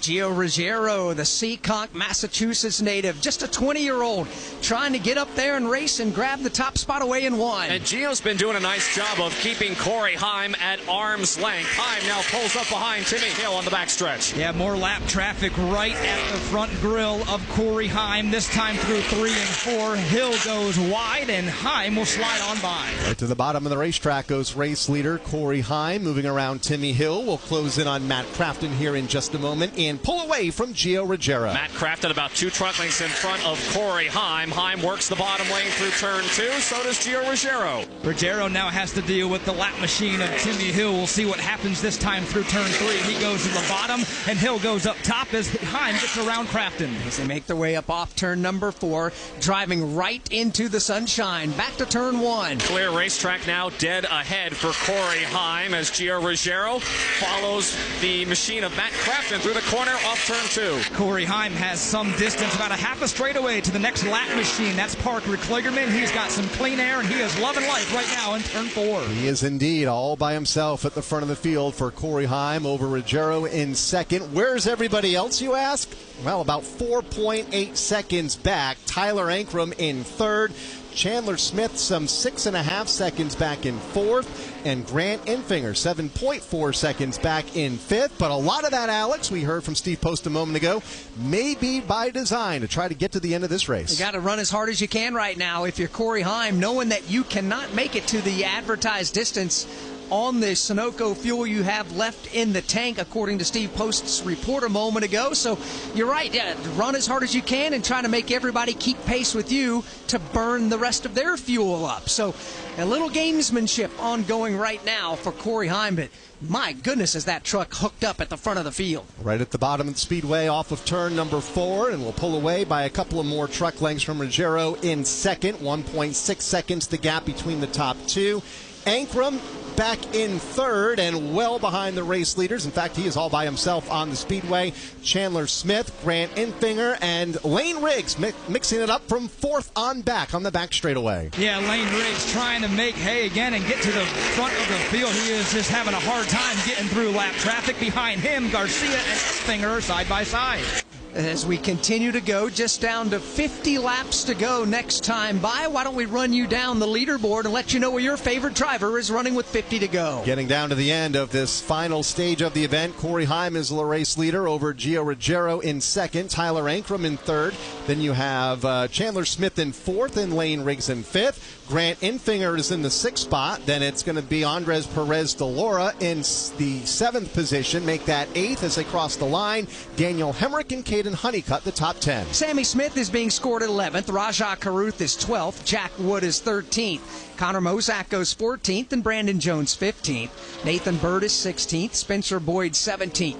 Dawson Sutton is 18th, Parker Kligerman 19th, and Tony Breidinger is 20th. Timmy Hill runs in 21st, then it's Bailey Curry in 22nd, Corey Day in 23rd, Luke Fenhouse in 24th, and Frankie Muniz 25th. Tanner Gray runs into 26th spot, Stuart Friesen in 22nd, 27th, that is. Matt Mills is in 28th. They are out of the event, along with Ty Majeski in 29th and Matt Crafton in 30th. Cody Dennison is 31st, Ben Rhodes in 32nd, Stephen Malazzi in 33rd, Justin Carroll in 34th, and Norm Benning in 35th. Only completing 17 laps of this event. A lot of big names, mainly from Thor Sport Racing, out of this race early. All former champions here in the NASCAR Craftsman Truck Series having a tough day here at the Rock. With Corey Heim up front, his lead, it continues to grow now over second place Gio Ruggiero.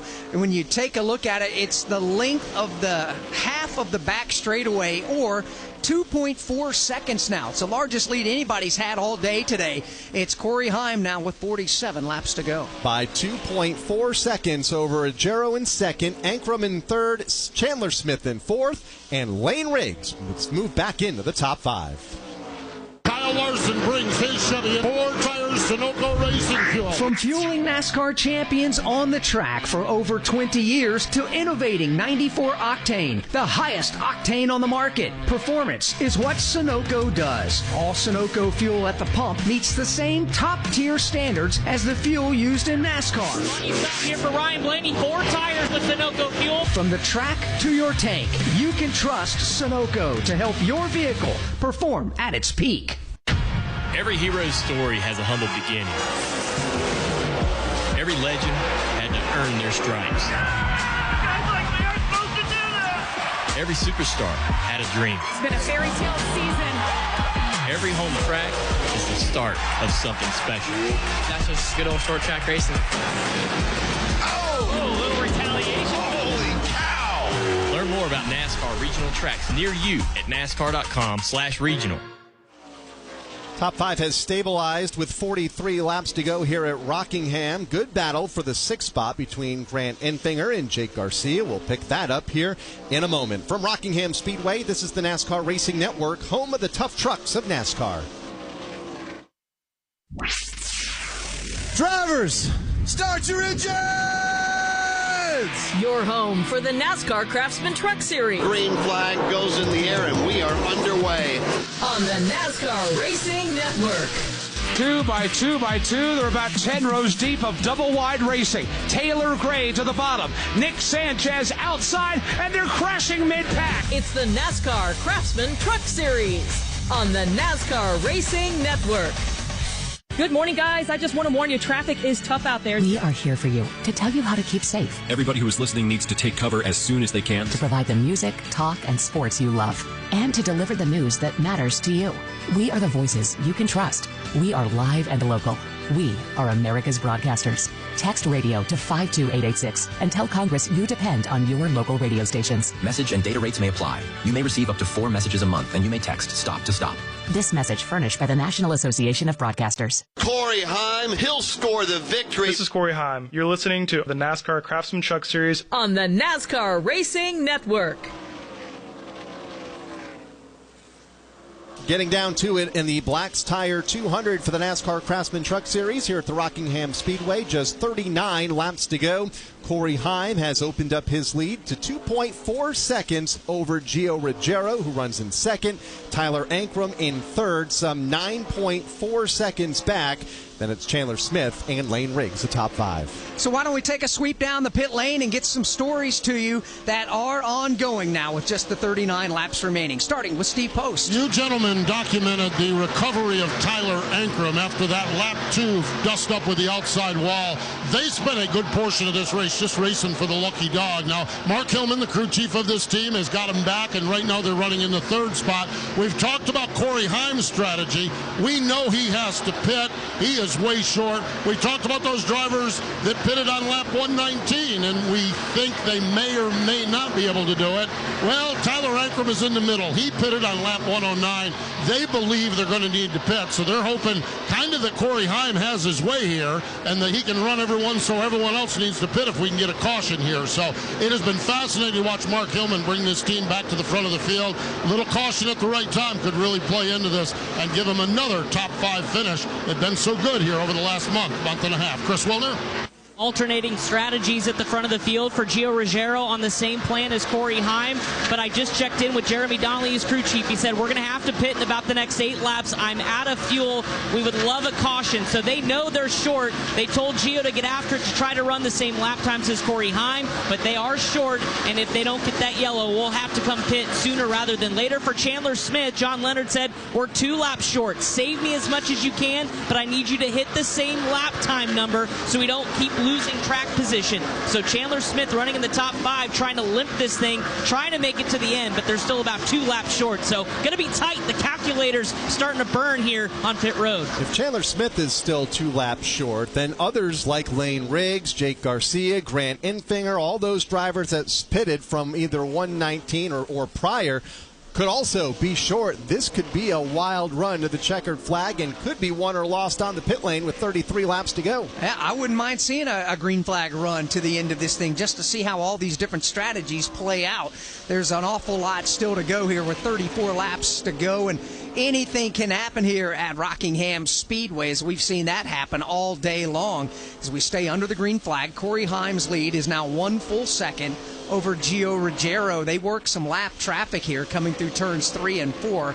Heim continuing to put down as fast a laps as he possibly can, knowing, Kyle, that he's going to be short on fuel. Closing in on Corey Day and some other lap trucks in turn 1, Tim, is race leader Corey Heim. Corey Heim closing in on the back bumper of Corey Day to the backstretch. Yeah, and it got tight a few laps ago. It was 3 wide with some lap trucks as well, but Heim doing a good job so far.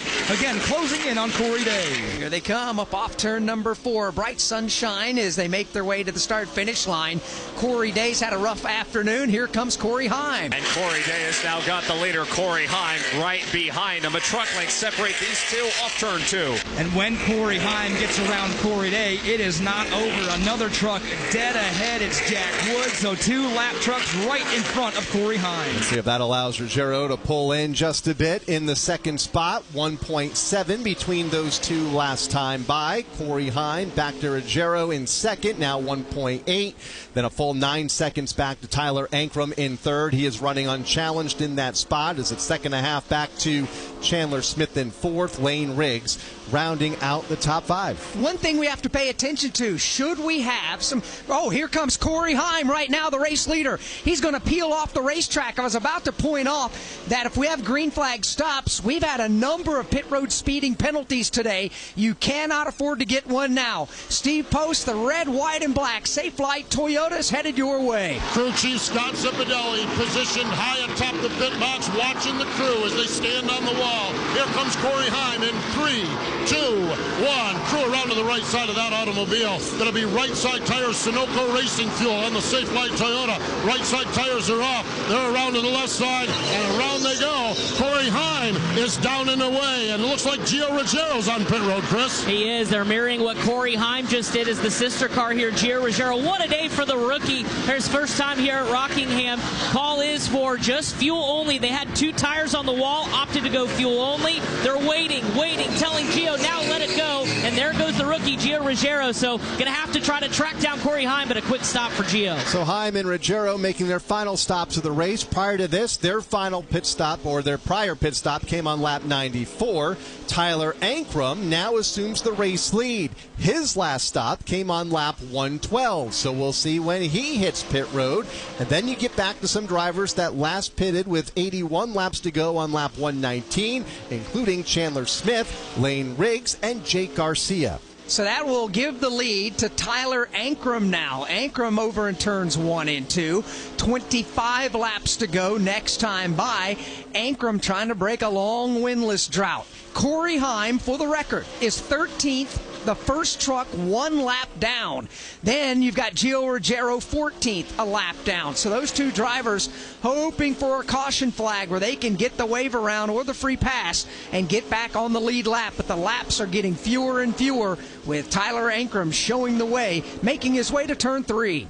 Yeah, Tyler Ankrum, as you mentioned, Alex, he is desperately searching to break that winless streak. It's been a long time since he's found victory lane as he works off turn 4. Going back to July of 2019 at Kentucky Speedway for Tyler Ankrum, so it has been indeed a long winless drought, well over 5 years for Tyler, who leads off of turn number 2, makes his way up the back straightaway, has 1.1 seconds in hand over Chandler Smith in second, then Lane Riggs another second or so back in position number 3, and expecting, I think Tyler's going to have to pit again, but who knows, his last stop coming on lap 112. Laps are winding down in a hurry, 23 now laps to run. Well, he has 7 fewer laps than Chandler Smith and Lane Riggs and Garcia, so different strategies being employed here throughout this race. With the 23 laps to go, it's about time to start chewing on some fingernails down there in those pit boxes, Kyle.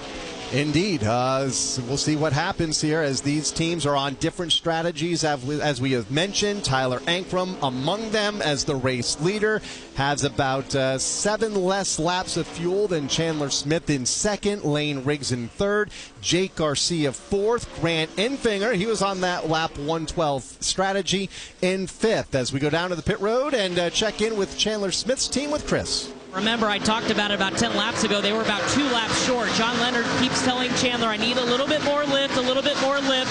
And just now, Chandler Smith said, I need you to tell me how to position the truck to maximize the fuel pickup. Remember where the fuel pickup is. It's all about gravity at some point, and especially when the fluid starts to get a little bit low in the fuel tank, you got to maximize where that fuel gets in the pickup for these race trucks. So they're thinking of everything here for Chandler Smith, trying to limp it home and keep pace with Tyler Ankrum. And they've got 20 laps to try to do it, to figure out how to win. Everybody wants to win in the return to Rockingham Speedway, and at the moment, Tyler Ankrum is the driver at the front of the field. Ankrum has the lead. He flashes by the start-finish line and heads to 1. Tyler Ankrum takes his blue and orange Chevrolet Silverado right against the white line at the bottom of the racetrack, leading Chandler Smith by 20. And about a half a straightaway in front of Ankrum is a mess of lap trucks. He'll dial up the low line through 3 and 4 this time. By and Smith, he is trying to reel him in. 6 lap trucks, including Timmy Hill and Corey Day, along with Bailey Curry, about to be in front of race leader Tyler Ankrum. Yeah, all those trucks, Kyle, about a half a straightaway in front of the leader this time off turn number 2. Yeah, it's going to be interesting to see what happens when they catch these lap trucks. They have to save fuel. They have to get through with ease, or Chandler Smith will be all over the back bumper as Ankrum continues to close the gap. Ankrum now is going to have to work these lap trucks. That could help him save some fuel, however, because he'll be out of the throttle as he goes to 1. And don't forget about Lane Riggs. He is quietly sitting back there in the third spot, slowly starting to reel in these 2.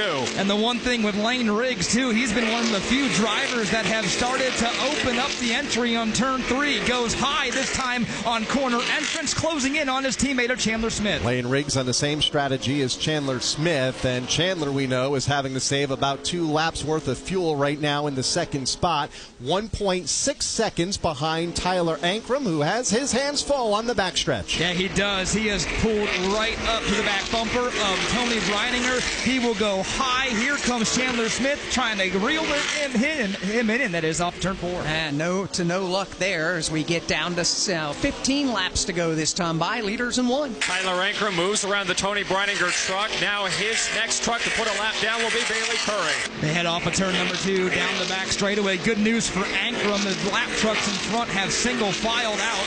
Curry goes high, Ankrum goes low. 14 laps to go here at Rockingham Speedway for the NASCAR Craftsman Truck Series. It is Tyler Ankrum out front, having to save fuel and having to work through some lap traffic. Chandler Smith 1.4 seconds back in the second spot. Lane Riggs is third. Jake Garcia is fourth. Grant Enfinger and Andres Perez de Laura in a pretty good battle for position number 5. Those 2 trucks separated by about 3 or 4 lengths on the speedway.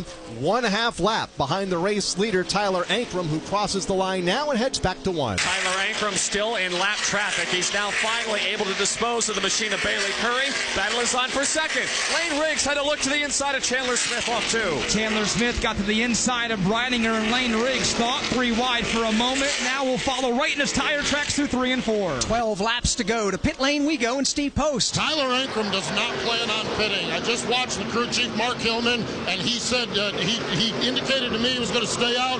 Bill McAnally, the team owner, he came up and pointed, when are we pitting? And Mark said, we're not. And Bill is anxious to see this play out. He climbed right up next to Mark, and he's going to keep a keen eye on this one. So they're going to try to stretch it. What they're saying on the radio is they're simply giving him lap times back to the battle for second spot. So they are managing that margin, and they're hoping over this entire run he has saved enough fuel to make it to the end. Chris Wilner? Deep post, Andres Perez out of fuel, came down pit road. He last pitted on lap 112, the same lap that leader Tyler Ankrum did. So this makes Tyler Ankrum a little more nervous, knowing that the car on the same strategy was out of fuel. Now, not sure how much Andres Perez saved over the last run, but they brought that fire truck down and filled it up with fuel. Battling for the 5th spot at the time of that pit stop just a couple laps ago for Andres Perez as he fades in the running order. Tyler Ankrum has 1.7 seconds to work with if he's going to try to save fuel and make it to the end of this race. The battle for second between Chandler Smith and Lane Riggs is a good one. They are racing for second and third. Again, 1.7 seconds now behind the race leaders. They're back in one. And Lane Riggs has been using that second lane on the racetrack to his advantage. He's one truck length behind Smith. That battle for second continues to accordion with lap traffic playing a factor. This time, both front row teammates will go to the bottom as Ankrum heads off 4. As they come to the line, there's 8 laps to go now here at Rockingham. Ankrum, the race leader, back to 1. And the gap between Tyler Ankrum back to Chandler Smith remains about 20 truck lengths off turn 2.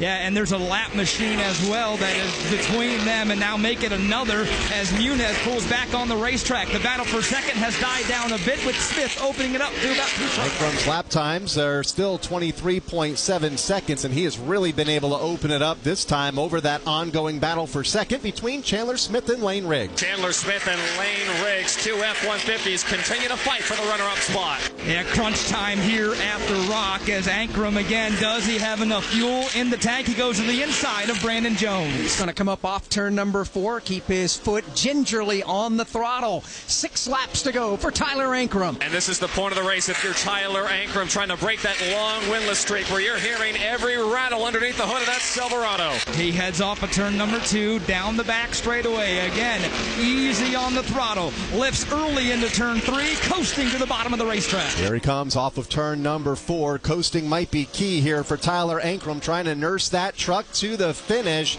as he heads back into turn number 1. Lane Riggs is slow off of turn number 4. The 3rd place truck is on pit road for Lane Riggs, the opening 2-stage winner, or the winner of the first 2 stages of this event, as the race leader is in turn number 4. Tyler Ankrum coming to 4 laps to go.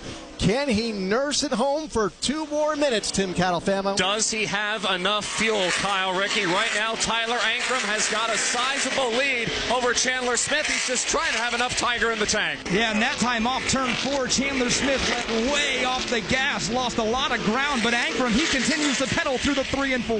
Here comes Ankrum off turn number 4. 3 laps to go now. Clean racetrack in front of him for the moment in 1. Tyler Ankrum eases his way down into turn number 1, right against the bottom of the racetrack. Powers up, heads off turn number 2. He heads down the back straightaway, looking good so far for Tyler Ankrum. Still some fuel to play with as he heads through 3 and 4. Chandler Smith slows up the back straightaway. Corey Heim goes by as Trey's trying to get back on make up some ground as the leader comes back across the line. 2 laps to go for Tyler Ankrum. Tyler Ankrum moving his way around the Andres Perez de Lara machine and now exits turn 2 to the backstretch. Corey Heim starting to lick his chops. Does Ankrum have enough? Very slow entering turn 3 here. Perez to the outside. He has 5.5 seconds to give for Tyler Ankrum over Jake Garcia. Off turn 4, white flag is out. 1 more lap to go for Ankrum at the Rock. Final lap for Tyler Ankrum. He let Andres Perez de Lara go by. So did Matt Crafton. Final time off 2 for Ankrum. Down the back straightaway for the final time. Does he have enough left in the tank? He heads into 3 and 4. Looking good for Ankrum as he works onto the front straightaway. Trying to break a 100 race winless drought. Off turn 4, checkered flag in the air. Tyler Ankrum wins the Black's Tire 200 at Rockingham. Ankrum picks up the W. Jake Garcia will fade just a bit as Garcia is trying to nurse the truck across the line. Jake Garcia will finish second. Daniel Hemrick will be third. Raja Caruth finishes fourth, and Grant Enfinger rounds out the top five. Let's go to pit road. Mark Hillman, the crew chief down here. My gosh, my man, he's going to climb over the wall. We're going to go over with him because there's a big party going on pit road down here as they celebrate the win. Mark, where's Victory Lane?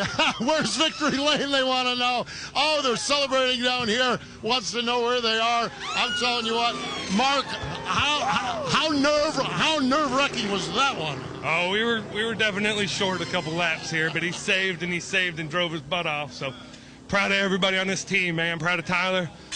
Ready to go celebrate a little bit. Thank you. There we go. And I hope he finds Victory Lane. That is Mark Hillman, the crew chief and one of the really good guys in the garage area here. Tyler Ankrum ends a 130-race winless drought here today by picking up the race win here at the Rockingham Speedway. We'll hear from him and some of the other top finishers when we come back. Hi, this is Mike Bagley. Join me along with the cast and crew of the Motor Racing Network every Tuesday night for NASCAR Live. Hear exclusive interviews. It's my responsibility as a driver to leave the sport in a better place than it was when I got here. And certainly sometimes it comes with controversial takes. The best moments from each of NASCAR's premier series. They bang sideways at the line. Photo finish. And in-depth breakdowns of the latest NASCAR news and more. It's NASCAR Live every Tuesday night at 7 Eastern. Don't miss a moment of the NASCAR season. Chastain drove it and never lifted. Put it against the safer barrier and all the way around the turn. Passes Denny Hamlin. Check out the Motor Racing Network's coverage of the NASCAR Craftsman Truck Series, the NASCAR Xfinity Series, and the NASCAR Cup Series on hundreds of local radio stations around the country. Find your local station by going to mrn.com to catch the excitement of NASCAR on the Motor Racing Network, the voice of NASCAR. NASCAR Live Race Day continues on the NASCAR Racing Network. Tyler Ankrum climbs out of his truck and salutes the fans here at Rockingham Speedway, picking up his first win of the season. In fact, his first since July of 2019 when he last won at Kentucky Speedway. Been quite a couple of weeks for Tyler Ankrum. Finished second a few weeks ago at the Martinsville Speedway and caps it off with a victory here this afternoon at Rockingham. He'll head to Victory Lane. We'll hear from him in a moment, along with some of the other top finishers, including Alex, a great run for Jake Garcia. ThorSport struggled here this afternoon, but he kind of shines in that team here today by picking up a runner-up spot. From the pole position to a second-place finish, a great run for Jake Garcia. Daniel Hemrick with a solid effort finishes third today. Raja Caruth was fourth, and Grant Enfinger rounded out the top five. Enfinger lost the fourth position coming to the checkered flag to Raja Caruth, and boy, just a good, hard race from start to finish here. A couple of red flags dropped in there for good measure. And we look forward to tomorrow as well. But we gotta hear from our winner and the rest of our top finishers here in just a moment. But what a drive for Tyler Ankrum to be able to save the amount of fuel he needed to save to do the job out there on the track. Let's go to Steve Post, who's down. Steve Post down with some of our top finishers here on the pit lane. Yeah, Jake Garcia's down here out of the car. Jake, you started on the pole, you end up with a fifth-place finish. Describe how that played out for you with all the different strategies and all the altering strategies here. Yeah, we pitted that second caution of the last stage, and knew it was gonna be close. I was fuel saving from the time we left pit road there. So yeah, really happy with our second place finish there. Got a lot of stage points today. So yeah, proud of our guys. I think we had the right strategy there. The 18 just stretched it a little further than we did. So yeah, that's racing. So. But yeah, really proud of our guys. Brought a really fast truck, and that made it a little easier for fuel saving and things like that, because I could let out earlier and carry some more corner speed. So yeah, I'm just really proud of everybody at ThorSport Racing. I want to thank Quanta Services. I want to thank Ford Performance. I want to thank God for giving me the opportunity to come out here and do this, because it's a ton of fun, and glad to have days like this. So we'll move on to Texas next, and hopefully we can keep stringing together some more good runs. It was a great race here for NASCAR and the Truck Series, a thrilling fuel race finish. You can join JB Motorsports, myself and the rest of the team tomorrow when we go racing for the Xfinity Series. We'll see you then. Take care. Bye-bye.